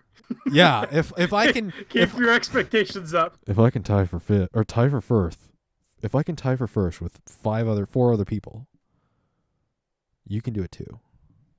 And benefit is, you don't have to beat a scrub like me in regionals because I just don't have time to be able to compete in regionals.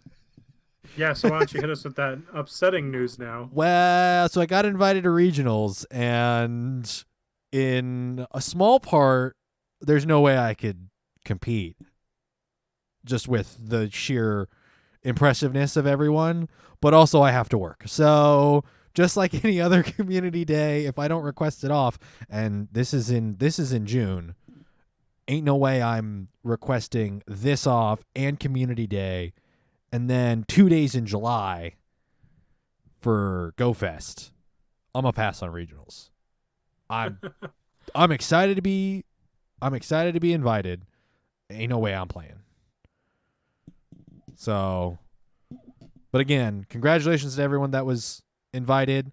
Go find.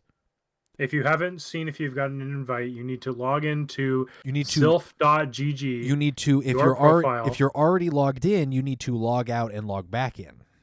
That's true. That's how I missed it the first time. But then I logged out and logged back in, and there was a notice at the top of the screen, Silph.gg, and they'll let you know. So on the should be down to the top right on your alerts. J-Meyer, while I appreciate your confidence in my ability, and I am exceeding my overall expectations and my previous performances in all metas within the last month and change, I don't think I could pull off the regional championship. So maybe next year he'll humbly decline so that you all may have a chance to win. I'll pass. Honestly, in the next year, if I get invited, maybe I play. But in the next year, if there's a physical regional tournament for us to live stream, I'm behind this desk, and I'm helping stream that. Hell yeah! You know I'm doing that. All right, you want to open up that link and I'll quickly kind of skim over it. Which one? Regional Invitationals competitor information? Yep. Okay. So here at the top, it's got all the event information. I'm sure we'll get all the nice. What's that? If you want to read off this, I'm actually going to go take a quick bio break. I'll be back momentarily. Okay. Did you already pull it up? And he's gone. All right. There it is. So quickly kind of going over the bullet points here. Checking invitation status. We kind of went over that just now. You log out of your Silph account, log back in at the Silph.gg website, and click the crest icon for the site navigation. Inviting competitors will see a red notification icon and under the alerts. And it will tell you essentially all the information you need to know. Where to attend. The 2021 regional invitations will be held as live remote tournaments similar to last year. This means that the event will be held virtually and completed in a single setting, 30 to 45 minute rounds. Competitors should attend the regionals closest to where they live or battle most frequently. In extenuating circumstances, some battlers may need to attend regionals outside of their home region, but this is the exception, not the rule. Invited competitors will have until May 23rd, 2021 to RSVP for their regional event. Regional champions will go on to represent their region and the next level of elite combat. Find your regionals invitation on the 2021 regionals map.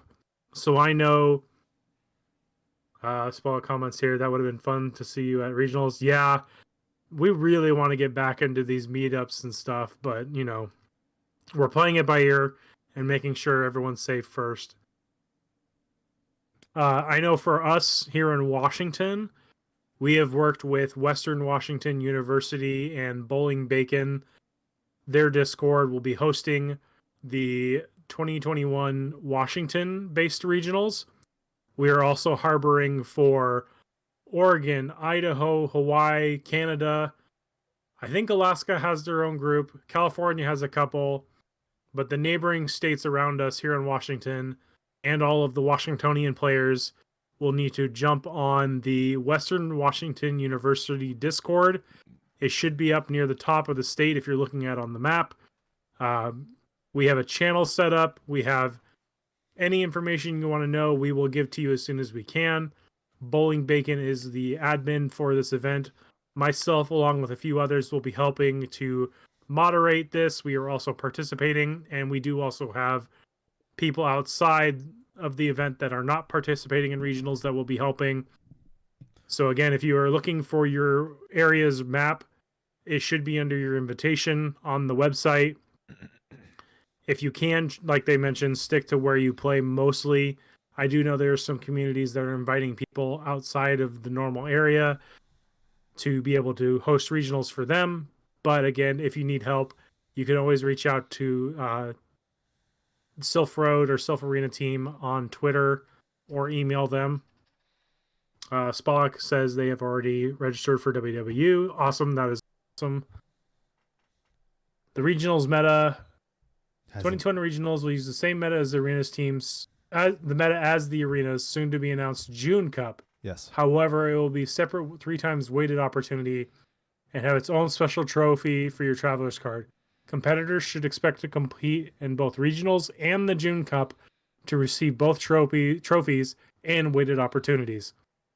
Yes. And then after that, we'll be looking towards the Continental Championships.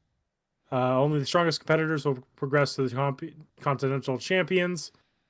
Regional Champion. The champion from each regional invitation will earn an invite to the Continental Championships. Top competitor from large regionals.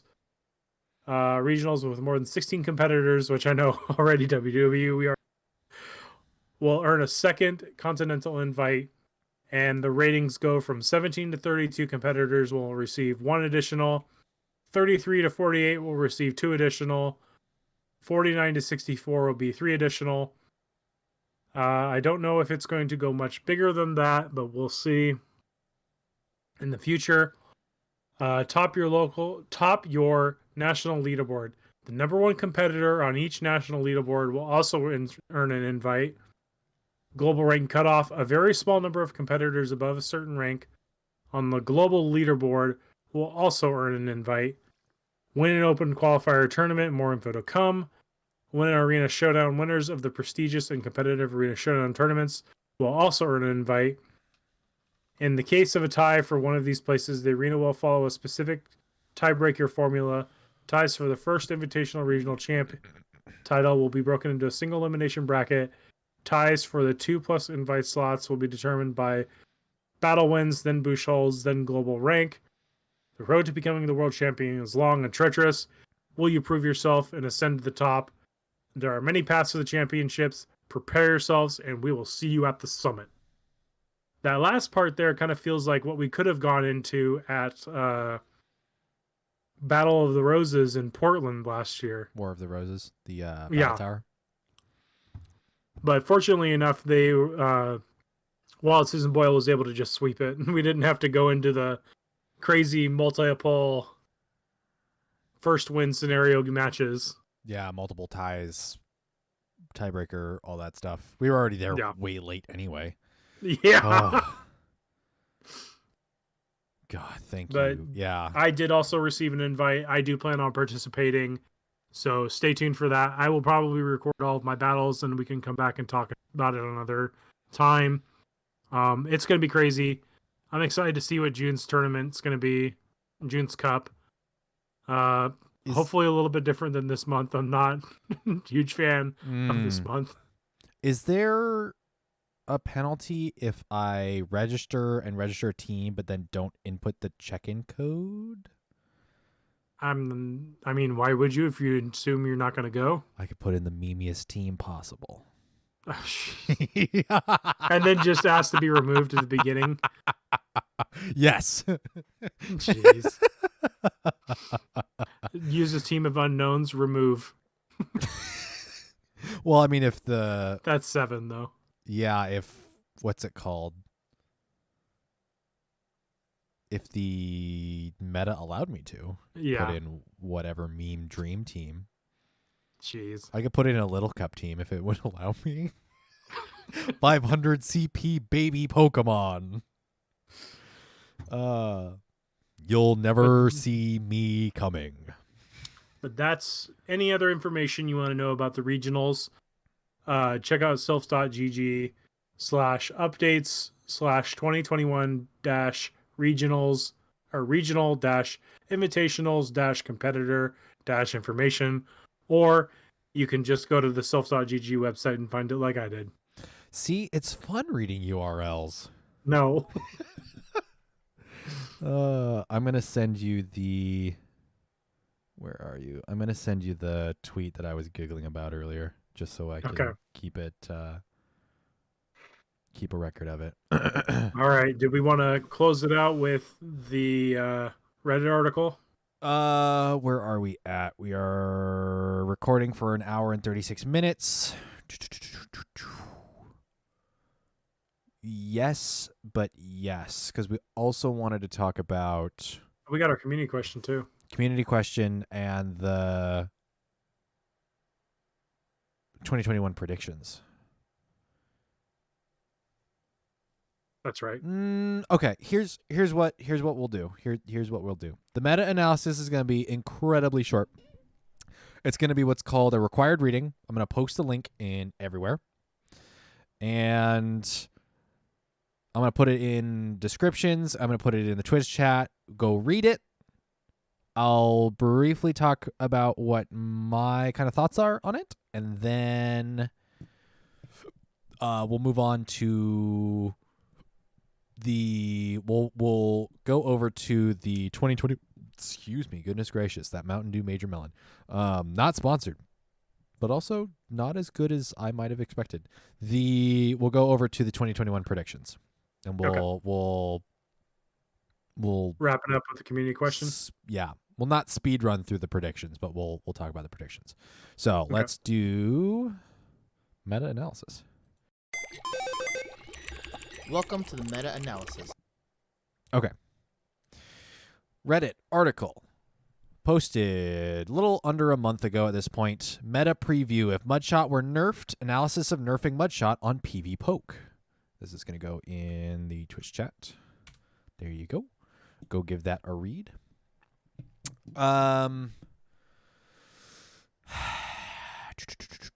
So this is the nerf of reducing Mudshot here. Hypothetical nerf. This is hypothetical. This is just playing some numbers around. I do enjoy myself some good statistics, so this was kind of right up my alley. This was by Reddit user Dudwithacake. 24 days ago on the Silph r/the Silph Arena. The nerf that was made for Mudshot was nerfing the energy from 9 to 8. So this is in line with other nerfs/buffs we've seen in previous adjustments. So the overall change here, so the summary: Mudshot users fall off hugely. Swampert goes down 100 ranks. G-Fisk goes down 50 ranks. Politoed goes down 50 ranks. Grasses fall, flyers fall. Everything ground is good against rises. Fighters rise. So this one change plays a lot of just the core numbers of usage, of the core numbers of performance of grasses, because ground types and Pokemon that use Mudshot as their primary fast move, things that are good against it, because they get weaker, things that are good against it get used less. So the things that are weak against Mudshot get used more. So steels rise, fires rise, electrics rise, and then fighters, because fighters are good against steals. Fighters aren't particularly good against fire, but fighters get hit a little bit less with the overall abundance of ground type. And steel types get used more, not drastically more. We've said that steels need something better. Something better. Steels need at least a little bit of loving in this next Right. update. So, go read through this, take it, get some knowledge on some stat stuff, get a good feel of Take it it. with a grain of dirt. Huh? Take it with a grain of dirt. Take it with a grain of dirt. Play in the soil, the puns, What's your overall opinion on this? I haven't had the chance to read it yet, but I will do it as homework. Let's see. I think the big core things that get nerfed here, Swampert going down 100 ranks. Now, that sounds terrible, but this is all Pokemon. This is including every Pokemon. G-Fisk only drops 50 ranks. It's not required. I wouldn't be surprised to see it, and I wouldn't be against seeing it and having it happen. But I think it's also... I don't think Swampert is a fantastic generalist. The Mudboys are fantastic. Nerfing this hurts them and might promote other Pokemon, but I also don't think that the Mudboys are quite the powerhouses. I don't think the nerf is needed. Appreciated, sure. I don't think it's needed. What I think needs to happen now, say you buff poison types, the Mudboys look all the better. So if you buff poisons, maybe you see the Mudboys poisons, and like if poisons get buffed to like swole status, which is a phrase I just made up and might be trademarking. Don't use it. Swole status is mine. Swole status is mine. If poisons get buffed to drastic levels, you might see Mudboy grass poison in a more RPS method that is unfortunate, but the chances of poison actually getting buffed to a reasonable meta or a reasonable point where it becomes part of a core RPS probably isn't going to happen. Mudboys already perform fantastically enough. If poisons get any better, the Mudboys are still there to counter them hard. This nerf, again, I don't think it's necessary. If it happened, it happens. It doesn't break the game. It just means people have to sort of get a better feeling of the overall performance. There's some changes. Changes would happen. That's it. So, I don't know.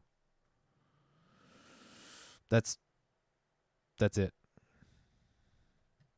Are you ready? Yep. For the Freddy.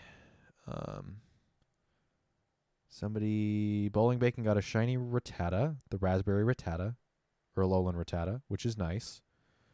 Leveled up to level 45. Didn't buy a single Rocket Raider for defeating the 50 Rocket Leaders too. Nice. And you already put your thumbs up. All right, cool.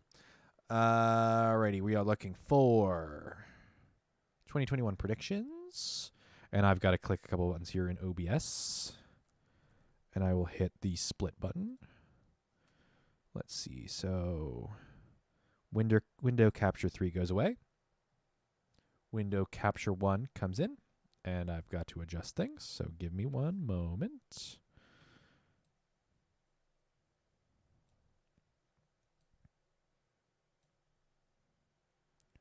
Swoop. That is absolutely minuscule, and I do apologize. Nope, I'm holding the wrong button. I'm sorry. I'm messing it up. Technical difficulties. It's what we're known for. Shrink that bad boy. And then make it bigger.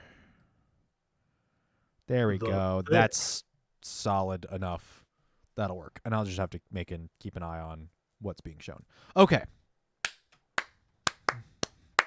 So we started this prior to the new year. Yes, I posted the rules, which I believe were. Yes, this was posted when the channel went up, December 15th, 2020. We have. I'll speed through the rules here. 2021 prediction competition rules and regulations. Number 1, these are already submitted. You can't enter in currently. There's a rule for it. Number 1, create 5 predictions of PvP development / changes that will occur in the calendar year of 2021. We're almost halfway through. That's why we're going through these. Number 2, they do not have to be wholly original in your picks. They just cannot have the same 5 as someone else. Number 3, do not put pansy predictions like, quote, a new water move will be added, end quote. Put some thought and effort into your predictions. Scrubs. I added the scrubs part. 4, the first 5 people that get their 5 predictions correct will get a pizza ordered and sent to them by their local pizza place of choice, sent and paid for by Steven. That's me.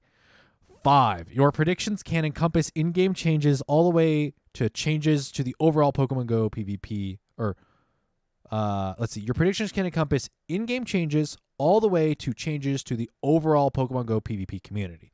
So community changes where you can predict that the entire community implodes and no one plays the game by the end of 2021. That's a valid prediction. It's incredibly depressing and pessimistic, but it's a valid prediction.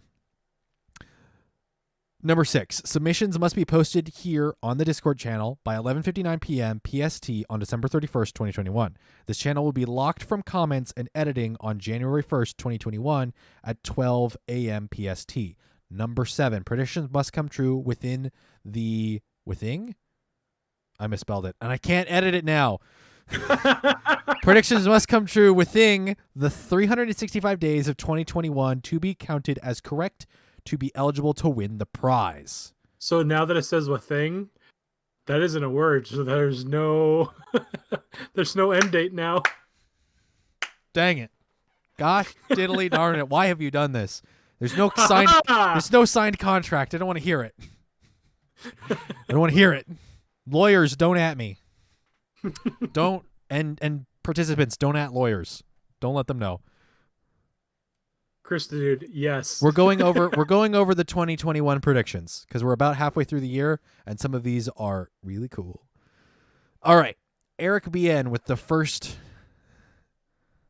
Eric BN, his 5, and actually he's got a bonus prediction as well. His 5 predictions. Prediction number 1, an option to add a 3rd charge move. Hasn't happened. Number 2, an XL Candy rework. Hasn't happened? No, wait, hold on. No, that was a Mega Energy rework. We still haven't had we haven't had an XL Candy rework. Number 3, Megas are allowed in at least one GBL meta and at least one Silph Cup. Also, hasn't happened. And I would be hard-pressed to see Megas allowed in this season of Silph Arena, let alone they allowed you to walk your buddy to get XL Candy. That's not a rework. That's not a rework, Eric. We can put a poll out. I'll put a I was gonna say we'll put a poll out.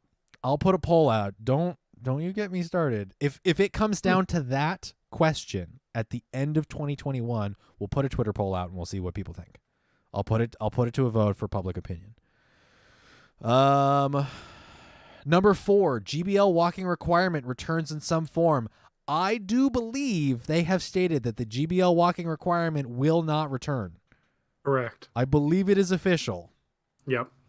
It rules you out there, Eric. I'm sorry. Well, if he gets the bonus one, he'll still have 5. Maybe.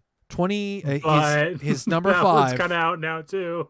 His number 5, 2018 Community Day moves get permanently added to the move pool for each respective Pokemon. Hasn't happened. We've gotten reruns in different events. Let's keep it that way anyways. Yeah, we hope that if the walking requirement returned for GBL, even past pandemic times, we have a hard enough time having people play Silph metas. Like, Niantic wants people to play GBL. Bonus. Kecleon is finally released in the game when Pokemon Snap comes out. That's what I was kind of hoping for. Incorrect. Pokemon Snap is here. It's okay. And Kecleon is not in the game. Kecleon, my off-the-cuff thought of Kecleon is it comes out during a paid event, probably like a tour event, and it's research limited. It's either eggs, snapshot, or raid only, because how in the world would they have it spawn in the wild? Or surprise, it's been in the game the whole time and just no one knows it. Well, I mean, it's technically in the game. No, it's been spawning in the wild right now and you just didn't know. It's been invisible. Oh, that'd be funny. If they just load the red line that it does when it camouflages. No one knew. It's been playing Pokemon Go as a stealth game. And draw it on your screen. I see it, but I can't do anything. Eric BN, you have a very big mountain to climb if some of these things are going to happen. All right. Number 2 on this list. Things cats can't eat. Number 1. Razor Leaf will get nerfed and Metal Claw will get buffed. Did Razor Leaf get nerfed in this season? No. Did he? Or no, within this calendar year? No. I thought I got a damage nerf. I'd have to go back and look at it. I'm pretty sure I got a damage nerf by 1 point. Chat, tell me. I think that was Bubble. No? It has been nerfed. It has been nerfed. Okay. It has been nerfed. No, that's right. Victory Bell fell off the face of the earth. Man, Victory Bell is still good. Shut up. Victory Bell is still good. Razor Leaf is still good. I won last month's tournament because I ran a Razor, not specifically because, but I ran my Sunny Cast Sunny Cherrim with Razor Leaf and not Vine Whip. That's not the reason I won, but let's just say it was. Metal Claw will get buffed. We still have at least 2 seasons of buff debuff on moves, or nerf or buff for moves for Metal Claw to get buffed. I'm gonna hold out hope that Metal Claw gets buffed because Metal needs it, or Steel needs that. Number 2, Metacham will get a community day with Shadow Ball. Ooh, that's tough. That's tough. I'm gonna say maybe on that one. As far as within 2021, maybe not. Swablu got a community day. There's no reason it won't, because it also has a mega. Well, Swablu got a community day. Gible's getting a community day. So June is getting Gible. July is probably going to get Tepig, probably, which is going to suck because I want to participate in that community day, but that means I would have to request it off unless we change staff and I can actually get weekends more flexible. We'll find out when it comes time, which is a long time from now. Metacham might get a community day. To be honest, if Metacham's getting a community day, I would be probably seeing it more into 2022. Yeah. Probably. Which sucks because then it's been out for long enough and the XL candy has been around for long enough that it kind of makes it useless. And all of the Stardust people have spent on bringing up not one Metacham, but Right. 2 because it's the ideal IVs have changed. Yep. You'll have to make a 3rd or spend an Elite TM because it gets a community day move. That would suck. We will get access to Great League Kyogre and Groudon. Hasn't happened. Not It yet. could. It could. Hasn't happened. With Gen 7 release, we will have a way to evolve Alolan Marowak, Raichu, and Executor. Gen 7 release would be starting theoretically, GoFest in July. Yeah. And I don't think we're there yet because we still have some of the last 2 regions where we don't have the Pokédex released. I think, right? Yep. We're still missing a handful of things. Let's see, because we're in Gen 6. We're in Gen 6, and a lot of Gen 6 hasn't come out. And then Gen 5 is missing a good portion, too. Is also missing a chunk. So, yeah, I'm going to say we probably won't even get Gen 7 this year. While Corona when? Eric, man, I don't know. Going to have a really serious sit-down conversation about this when we're going to get Volcarona. Number 5, though. Number 5, Machop, Vulpix, and Dratini, all original voting Community Day losses, will get access to their previously possible available Community Day moves. So we have had Machop and we have had Vulpix. Dratini is the only holdout. Well, we did have Dratini with, it hasn't been able to learn move. It was not Superpower. Superpower. Dragonite has not been able to learn Superpower. That's right. Of all of the times, so it would have been weird to get it now because with the last week and Dragon-type spawns with Dratini, it could learn Draco Meteor, which was its original Community Day move. Mm-hmm. Giving it Superpower as well would be very bizarre. Oh, man, that would have made people go hard on those even more. That would have been weird. Well, because then when it evolves, which move would it get? Although realistically, it's not a Community Day move, it would be a random roll. Yeah. So it would be very bizarre to give it the Community Day move. It would be a non-legacy move. Yeah. So there is a chance that in the next...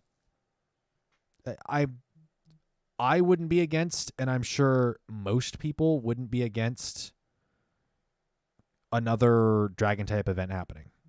Not that this was technically a Dragon-type event, but there were a lot of dragons in this event, and which was cool. I'd like to see more of that. But in the next 2 seasons, considering we don't even know what next season's theme is, this season was Legends.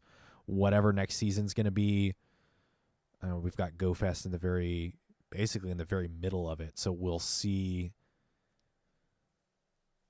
We'll see if they maybe call it like the Season of Melody or something, and have it be based off of Meloetta. Mm-hmm. So how do you get that? How do you get Superpower on Dragonite within the Season of Melodies or whatever they call it? I don't know. There's a chance. There's a chance that it gets added. It's a solid addition, but it's not meta breaking per se. So because Superpower debuffs yourself as well. Mm-hmm. So it's single attack and defense. It's an all or nothing kind of move because you either have to swap or you put yourself in a really disadvantageous situation. So yeah, we could very well see it. Thanks Cats Candy also adds a 6th tier 6 raids that drop XL candies. I think they do. We have megas, but XL candies are now guaranteed from tier 5s. Yep. So from 5-star raids. So tier 6 raids are megas. I think they do guarantee XL. Are tier 6s classified as megas? Or megas classified as tier 6? I think the unconfirmed name. Okay, I might give that one to him. So let's see. Oh, we've got RocketAdminJ with Who's that? The quickest list here. Return of AR battles hasn't happened. Remote EX raids hasn't happened. Poke League sub 800 CP League. Oh my God. Baby Cup. Little Cup. You called it. It was a 500 CP meta. You got one. You got it. Let me add. Do we have the 1? Give me the 1. No, I want the number 1. Not all of the numbers. I don't know how to add these reactions. I don't know. You're fired. Breeding. Nope. New ball/berry. Maybe. We have seen a new lure, and we have... What else have we seen? New item-wise. XL candy, new lure. I wouldn't be surprised if we see something else, to be honest. It would not surprise me at all. So We need the bronze Pinabs or Nanabs. where are the bronze Nanabs? The absolutely useless berry that everyone's gonna trash. So It's makes them not move at all. No animations. no, it crashes the game, closes the game out. Wait, Little Cup, that was in 2020? I believe it was. Yeah, that's why I wasn't going to correct you, but Okay. take it back. Sub 800 CP League. So are you thinking there's going to be another meta that's 800 Yeah. CP and below? Okay. That could very well happen. So let's see who's next on this list, because this is a bunch of talking. Jmar X3DX Jmar 159. Number 1, Spheal Community Day gets Ice Ball and an Ice type power Ice Ball as an Ice type power up punch. Haven't had Seal Community Day. I'm still okay with that. I'm okay with that. No Seal Community Day. Can we get Seal Community Day right after Gible Community Day, so anyone that has a Gible can just get wrecked in PvP with a fantastic Walrein? Give me a relevant Walrein. Walrein is a dope Pokemon. Turn it into the Pikachu of the Squirtle with sunglasses. It's thick. Give me it. Give me the chunky buddy. Number 2, your best buddy will be able to find XL candy. That is correct. Let him learn Body Slam. I guess, but does that really help? Does that really help Walrein? No, give it Powdered Snow. Give it. Oh, that's right, because Walrein's moveset overall is just bad. Make him a Roselia, give him 2 moves. That's it. That's it. Give him both the Community Powdered Fast Snow move. Aquatail. Oh, give him something amazing. Just go for it, Niantic. Just give him 3. Give him 3 Community Day moves. Can't even learn all 3 at the same time. Give him 3. Don't do DLC. don't do Walrein dirty. Don't do Walrein dirty. Just give him 3. Your best buddy will be able to find XL candy. That has happened. That is correct. That's how I was able to get a Sunny cast form to the 40.5. Yeah, because I put Palpatine, my normal cast form, as my buddy, and he got me the XL candy I needed. Spicy. Number 3, second fast move added. Hasn't happened yet. It could happen. Hasn't happened yet though. Number 4, Hawlucha is a GBL exclusive, much like Rufflet was. Again, hasn't happened. It might. Hawlucha is PvP geared for sure. So, and Luchador Pikachu still hasn't left the rewards for the high rank PvP in GBL. They said it would leave, and it has not. So if they switch it out with Hawlucha, I wouldn't be mad. And finally, they would have pulled Lucha Pikachu from that benefit there, or from that reward. And number 5, Metal Burst is introduced and is a Steel type counter clone. Not yet. We're nearing what's it called? We're nearing a window where we would see new moves and buffs and nerfs, so we'll see. Chris Dude, I don't want to hear it. I don't want to hear it. He thinks that they should keep it in there. They should keep Luchador Pikachu at that high of a reward. They said when they put it in as a reward that it would be changed at some point in the future. Steven is going to die on that hill. They said they said that it would be removed at some point. It has been took a screenshot of it. It has been almost a year, if not over a year. I think it's been No, 2 it didn't years. change. The ranks changed. They didn't change where they put it. I don't want to hear it. Moving on. I want to hear it. I'm tired of this. Winston the Champ. Number 1, team preview in GBL. A man can dream. You're going to have to continue to dream there, pal. Number 2, status conditions that affect stats/gameplay, like burn would decrease attacks 2 stages, sleep would stop switch outs, paralysis would make you miss a fast move. Again, a man can dream, but I don't know. Number 3, Fairy will get a shake up when Sylveon is released. Charm will get a debuff and a new fast move, Fairy Wind, that is more similar to Counter or Psycho Cut, more energy generation. If it happens, we don't know it yet. So Sylveon is going to come out. We might see an addition of a new move with the season, whatever the next 3-month season is. Maybe.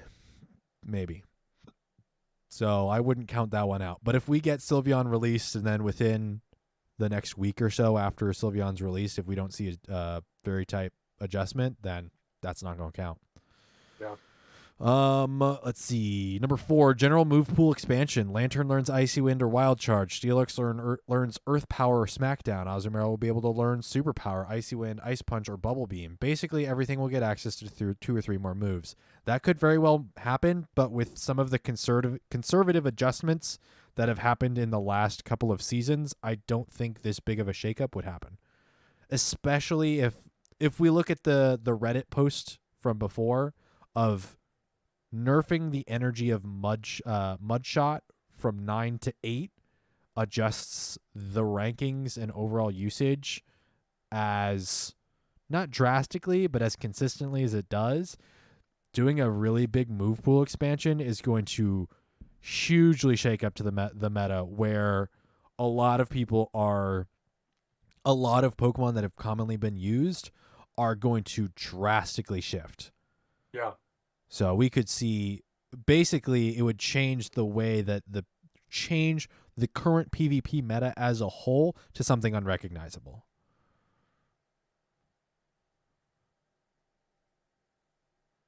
The little cup was cool. Jesse suggests that we might have a 100 or 800 CP and lower cup at some point, maybe. That was his prediction, which would be refreshing for sure.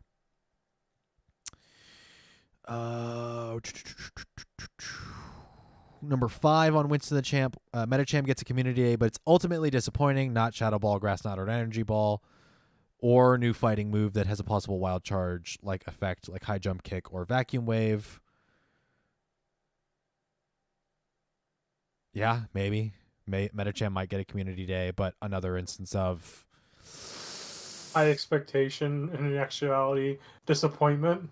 Yeah, that'd be a weird one. I mean, people are still going to be excited about a Metachamp community day just because of the XL candy. So, but I mean, the move doesn't have to be fantastic. Yeah. The people that hold it against the PvP community of like, why are you making, oh my God, I wanted to talk about that tweet. Oh yeah, that one. The tweet from like a month and a half ago of people being disappointed we'll because keep that for the B-SAD. Yeah, I want to lead off with that, man. I want to lead off being real salty. Get up on that perch. We'll be real annoyed. There's community days and then there's community days. There's not community days just because a move seems like it's more PvP focused than it is raid focused. Doesn't matter. It's still a community day. It's still more catches per minute. It's more Stardust. It's more XP. It's a higher chance to get shinies. Just, yeah. Parts like Swablu did, right? Swablu Community Day was okay. It's nice to have community days that are less impressive because then you can not have to worry about trying to take that day off or take a deep breath and not feel like there's always a single day that's like you have to go 100%. So it's nice to be able to take a deep breath and relax during a community day. I enjoyed Swablu Community Day. We just walked around one of the local towns and I got in more steps than I thought I would post-COVID. Or post-vaccine.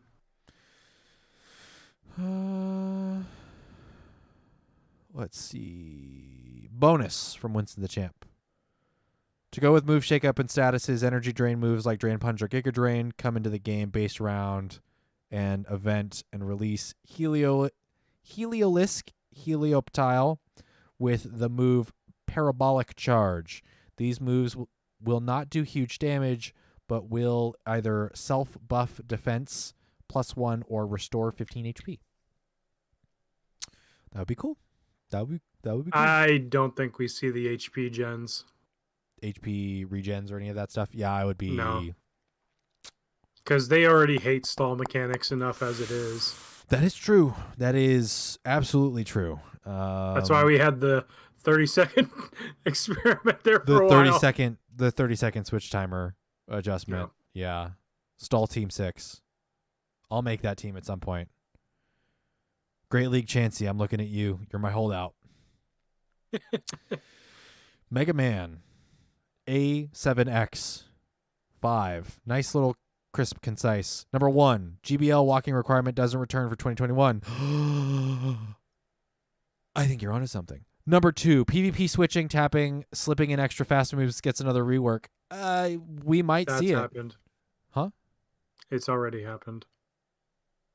Well, so the timer switched, but the fact of like the way that the adjustments or the way that it works where you're able to get some things in, some moves are able to squeak in an extra attack when they really shouldn't, and some aren't able to when they really should. I don't think we've seen that kind of rework. Shadow, Registeel, Regice, and Regirock. It'll happen. Yeah, it might even happen next season, because we've had an event, a Giovanni show up with a Shadow Bird, different Shadow Bird each month of this season. So if it changes up, it'll be next season. Well, we had the birds, then we had the beasts, and then we went back to birds. Yes. Are we gonna go back to beasts? Maybe. Is that Eric updating the little number icons that I see? Yeah, because I could have sworn there was Nice. Mega Man had the first 2. Very nice. Z moves to be used once per battle. I don't know, man. Nothing yet. If they put Megas in the GoFest game, is in 2 months. if they put Megas in the game, there's no reason they won't put Z moves. Somehow. Imagine this tapping animation for that. Whack. Whack. And Grab then, your phone and do the pose. You have to AR map the pose. and then 3 shields because Z move. Maybe, but they also don't like stall mechanics, so you'd really have to adjust some things. And then maybe because Megas are able to be banned, do you then ban Z moves from like Silph Arena and GBL? How does that work? Because even Pokemon, even Niantic hasn't allowed Megas within GBL, and Megas have been around for what, coming on 6 months now? So who knows? I don't know. Things get weird there. Yeah. Like PvP metas get weird then. Randall 1231, and then myself leading off at the very end. Randall 1231. His first prediction is GBL allows Megas in Master League Classic, Master League Premier. Nope, not yet. Maybe, but not yet. Third charge move added at 1/2 the cost of the second charge move. Cost, I imagine, is the cost of adding it, not the cost of using it. I think the unlock cost. The unlock cost? Maybe. But if the Stardust economy of adding additional moves is anything like the level up, the XP economy for leveling up, we could honestly see it as the same amount, if not double or triple. Yep. So I would not be surprised if it was like double the amount, which would be a dumb for legendaries. It would be the dumbest thing. The dumbest thing.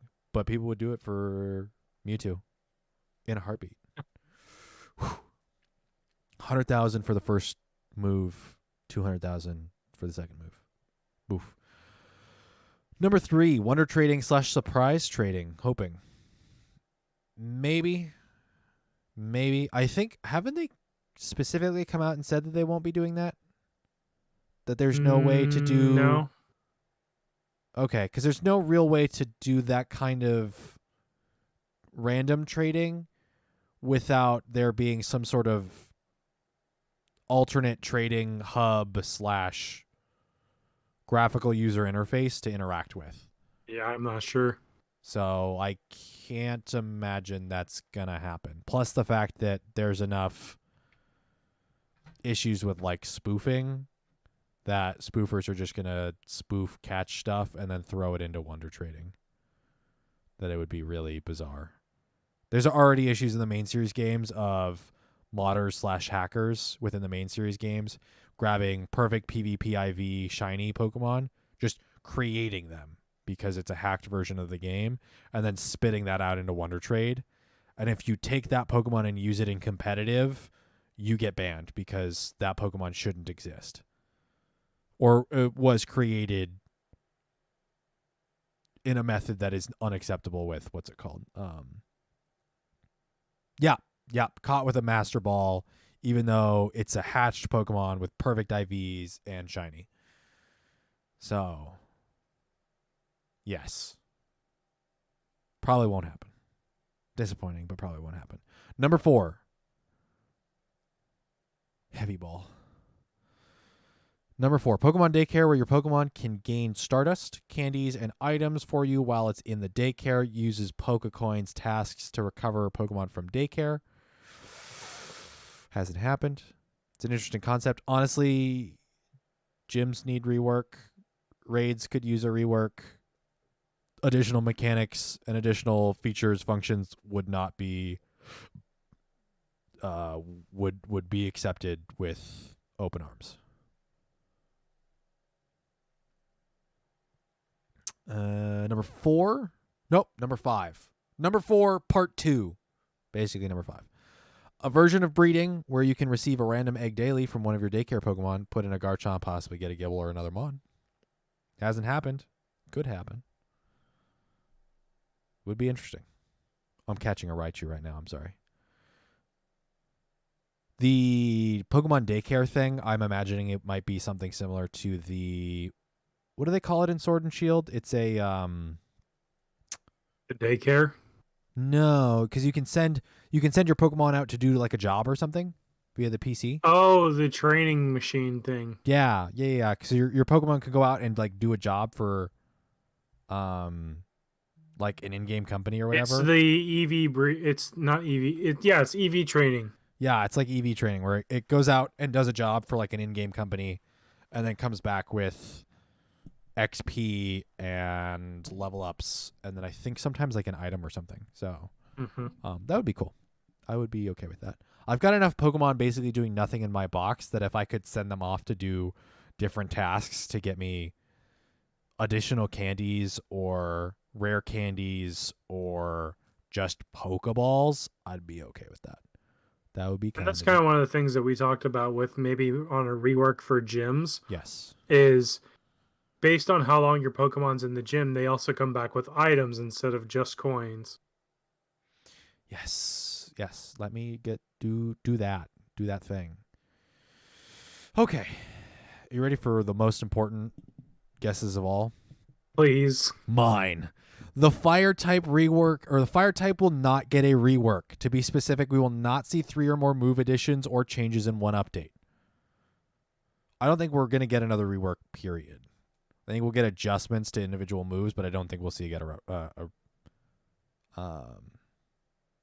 I don't think we'll get a rework there. Or I don't think we'll get another rework, period. But my guess was fire type's not going to get a rework. So, number 2, we will see 1 new fairy type move and 1 fairy type move updated.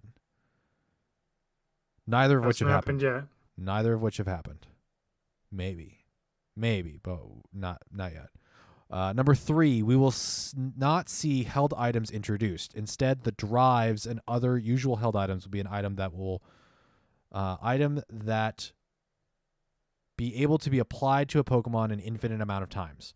That's hilarious. I'm pretty sure the drives were... They're forms right now. They're forms. They're separate forms. So there is a chance that we can see that because there is a data mined item that can change forms, but we know no details other than the briefest amount of code input. That's it. So, number 4. We will see no less than 2 community outroars, one of which will be from the GBL walking distance returning. Well, you shot yourself in the foot on that one. Yep. But hey, people really didn't like Swablu Community Day. I don't really know if I would count that as an uproar.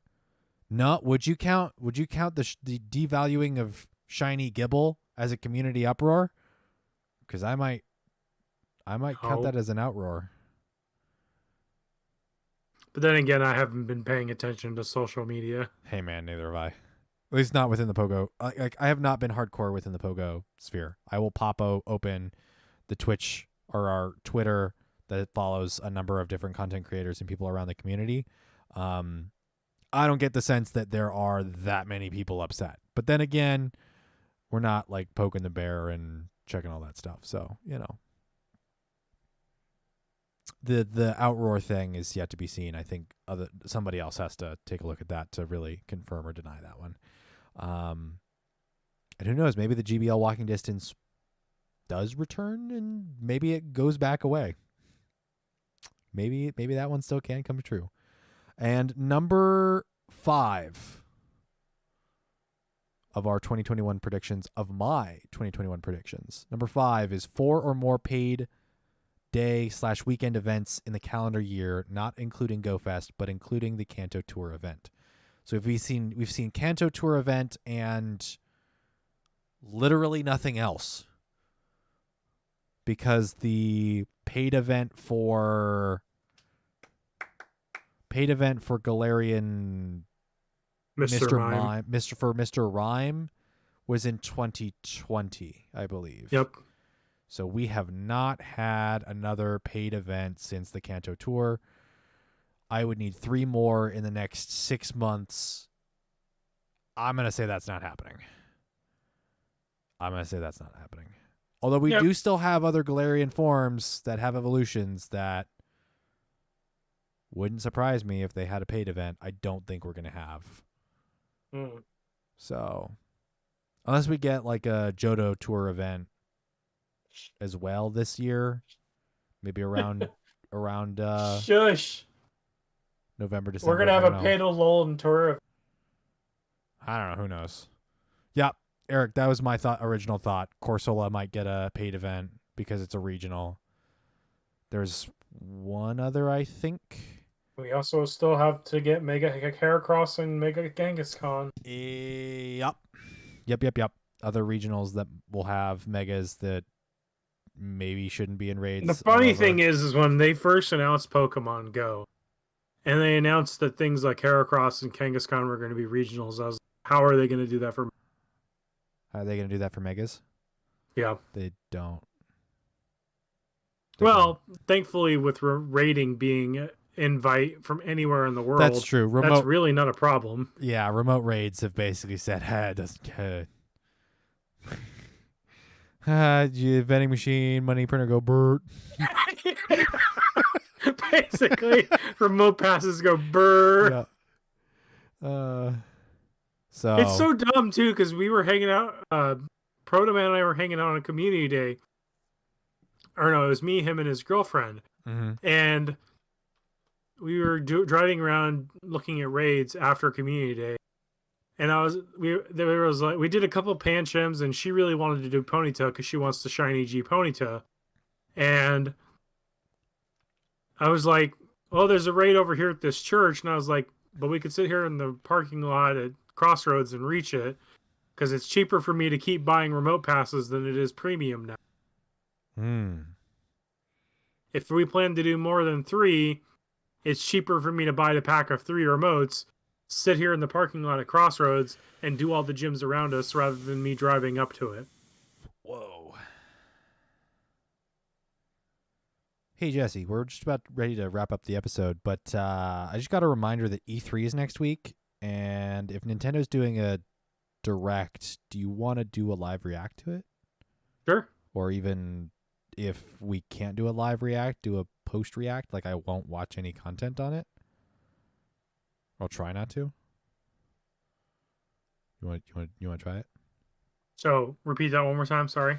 If we can do a live react, because I have no idea when they're putting this content up, do you want to try and do a live react? And then if we can't, we can do as close to a live react as possible. Yes. Cool. Hey, that's going to go up on the YouTube channel. Go check out our YouTube channel. YouTube.com/. The thing Nightbot has been spamming. The thing Nightbot spams. Just search up Battle Science on YouTube and then go click subscribe. You don't even have to click the bell. I don't care if you click the bell. That's not the stat that's important. What's important is that we have 100 subscribers, that we reach 100 subscribers so we can get youtube.com/battlescience, because we can't until we reach 100 subscribers. It's a weird barrier that YouTube puts in. I can kind of understand it, but I kind of also don't. So if we can get 100 subscribers, that would be amazing. Thank you to everyone that does subscribe, that listens to the podcast on YouTube, because there are very few of you, and I appreciate each and every one of you. I certainly All right, let's do. wrap this thing up. I'm kind of falling asleep. That's what I'm doing right now. I'm hitting our what's it called? Housekeeping. Thank you, everybody, for listening. You can reach us at battle_science on Twitter if you have questions, comments, concerns. I've forgotten about. I was just gonna say, what are you gonna do about the community question? Community question. Speed run. Let's go. Speed edition. Speed. Community question. We forgot to put it out on Twitter. Again, don't worry. It happens. It happens. I'm sorry. Maybe this next community question will actually post it on Twitter. I don't know. I have an idea for one. It's probably trash. Last episode's community question was pick a Star Wars character and build a team of 6 around them. Jabba the Hutt from Eric BN. Slime theme. Wait. What? So the concept was it was May the 4th the last time we did the episode. Yes, we recorded the last episode on May the 4th. So here we go. Eric BN. Speedrun. Jabba the Hutt. Theme Slime. Gudra, Macargo, Swallet. Alolan Muck, Garbodor, Ditto. Winston the Champ with a General Grievous, Bisharp, Caesar, Zengu, Scyther, Cobalion, and Genesect. Solid. God, I wish Cobalion was better, but it's trash. Emperor Palpatine from RocketAdminJ, Malamar, Bisharp, Aegislash, Dusknoir, Zoroark, and Mewtwo. Where's my limited power? Okay. Aegislash and Dubblade would be good for General Grievous too, says Winston the Champ. Eric BN, again, with Kylo Ren. Theme Emo. Luxray, Staraptor, Zwellius, Mega Sharpedo, Alolan Marowak, and Obstagoon. I'm pretty sure that's just theme Angst. But, same thing. Eric BN, again. Oh, my God, he's submitting so many responses here. Generic Stormtrooper. Theme Helmets. Ralts, thanks to Jamar, Escavalier, Armored Mewtwo, Slowking, Barbicle, and Bisharp. Eric BN does another generic Stormtrooper, and the theme Pokemon that canonically shoot things: Dragapult, Inteleon, Clauncher, Blastoise, Deoxys, and Genesect. I respond with the team that needs to be Pokemon that canonically shoot things and miss. Accuracy is important. At least the lack thereof is important for Stormtroopers. Unless you're looking at, I think, the Mandalorian, when their accuracy is actually pretty solid, which, neither here nor there. Winston the Champ with the most important, the fantastic team for Jar Jar Binks. It's Lickitung, Marshtomp, Stunfisk, Unova, Remoraid, Ludicolo, and Politoed. It's wonderful. It's great. Thank you, everybody, for submitting answers to our community question when our community questions are cheesy little questions. Jesse, I need you to either outright deny me and help me come up with a better question, or say it's okay. I want, with Gible Community Day announced, I want the worst Community Day move you can think of to give to Garchomp. Do it. Go. Return has already been claimed. That's it. Frustration, you mean? Frustration, sorry. Return has also been claimed. I claim return. Doesn't matter if it can't learn it in the main series games. Give it a move. Memes, please. Give me the memes. I want the memes. Cute Garchomp with charm, please. If it's So the not, community question is, what is the worst possible move Garchomp can get for community it's day? not what is. Give it the worst possible move. I don't care if it's not in Pokemon Go yet either. Rain Dance. Do it. Sunny day. Oh. What is it? What is Yeah. it? Give me a minute. Hail. Hail. Oh no, the ice cubes. Oh. Uses hail. It starts to hail. It's buffeted by the hail. Garchomp faints. Yeah. Garchomp, I want what's the Garchomp. No, I'd like a drink of water. I'm fighting a Garchomp. Here's water. Nah, pass. Here's ice water. Oh, real eyes glow. All right, let's do this. I wanted to say real poop. All right, that's our community question. Gible community is coming up. What's the worst community A move for Garchomp? Doesn't have to be in Pokemon Go. Doesn't have to be something it actually learns. Man, that was solid. That's a solid 2.5 hour long episode. We didn't even cover all of the things that I wanted to. Boy, howdy, please, if you want to hear me rant more, which you probably don't, go to patreon.com/battlescience, back us at $1 tier or higher. A higher dollar tier helps us out more because Patreon takes out taxes on your donation. Weird thing. If you donate $1, technically we only see like 60 cents of it. It's weird. Those of you that back us at $1, no, you do not feel obligated to donate anymore. Please don't. Or back us at a higher level. It's not technically a donation. It's not a tax deductible thing. So, back us on Patreon, patreon.com/battlescience to hear me rant some more on the next B-SAD about community days being focused for PvP or being focused for raiders. Boy, have I been stewing on this one.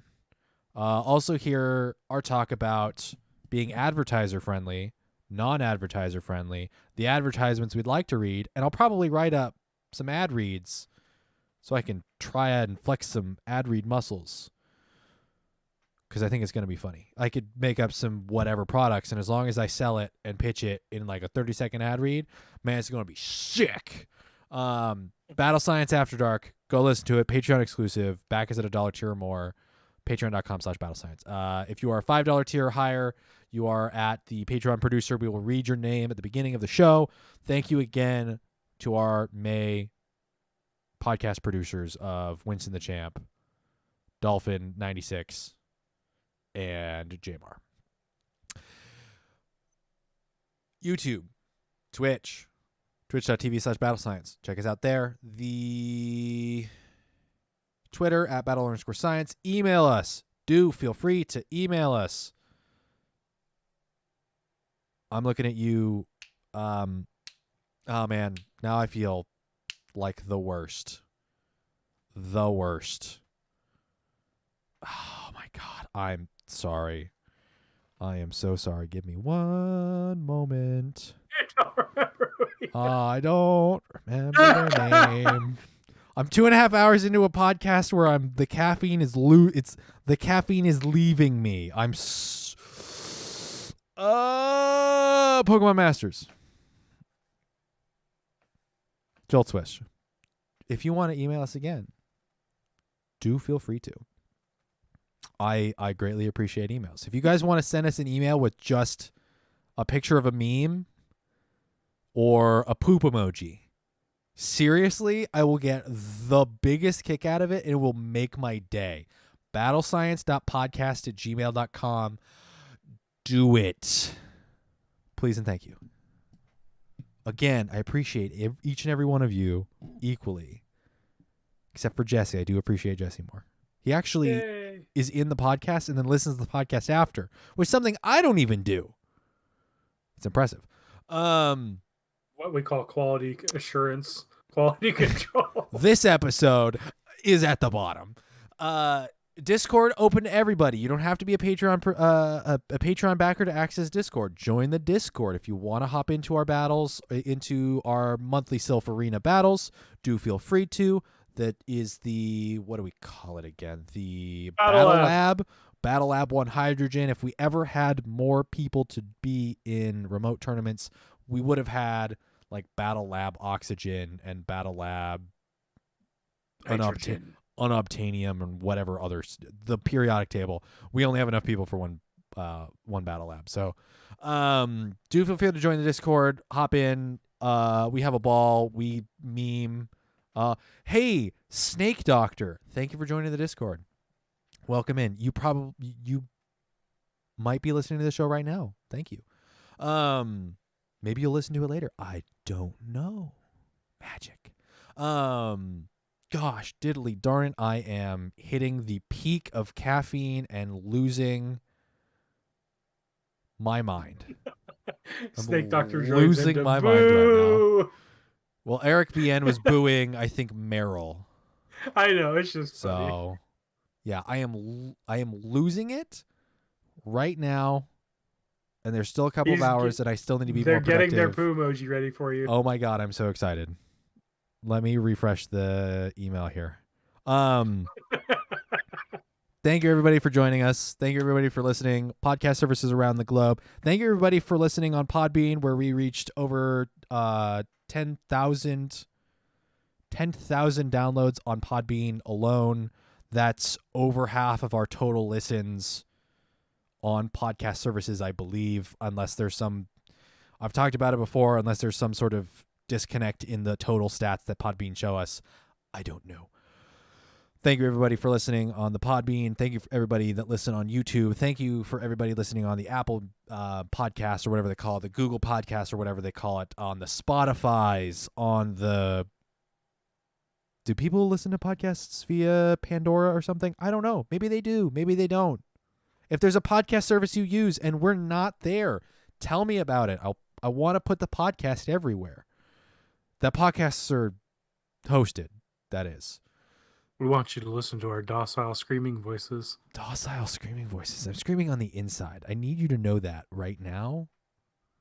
And we're screaming for you. It sounds like I'm really calm, and maybe we have to have a very serious chat. But on the inside, I am on fire and close to death. Oof. Well, you're not... Jesse, what you don't understand is that you can't be on fire and not near death. At any point in time, that's it can in go my cargo. wrong. Something's going to go wrong. Jesse, I have to let you know that it's the end of the episode, and I appreciate everybody that's listening, and it's gone on long enough. Thank you, everybody, for listening, and we will see you.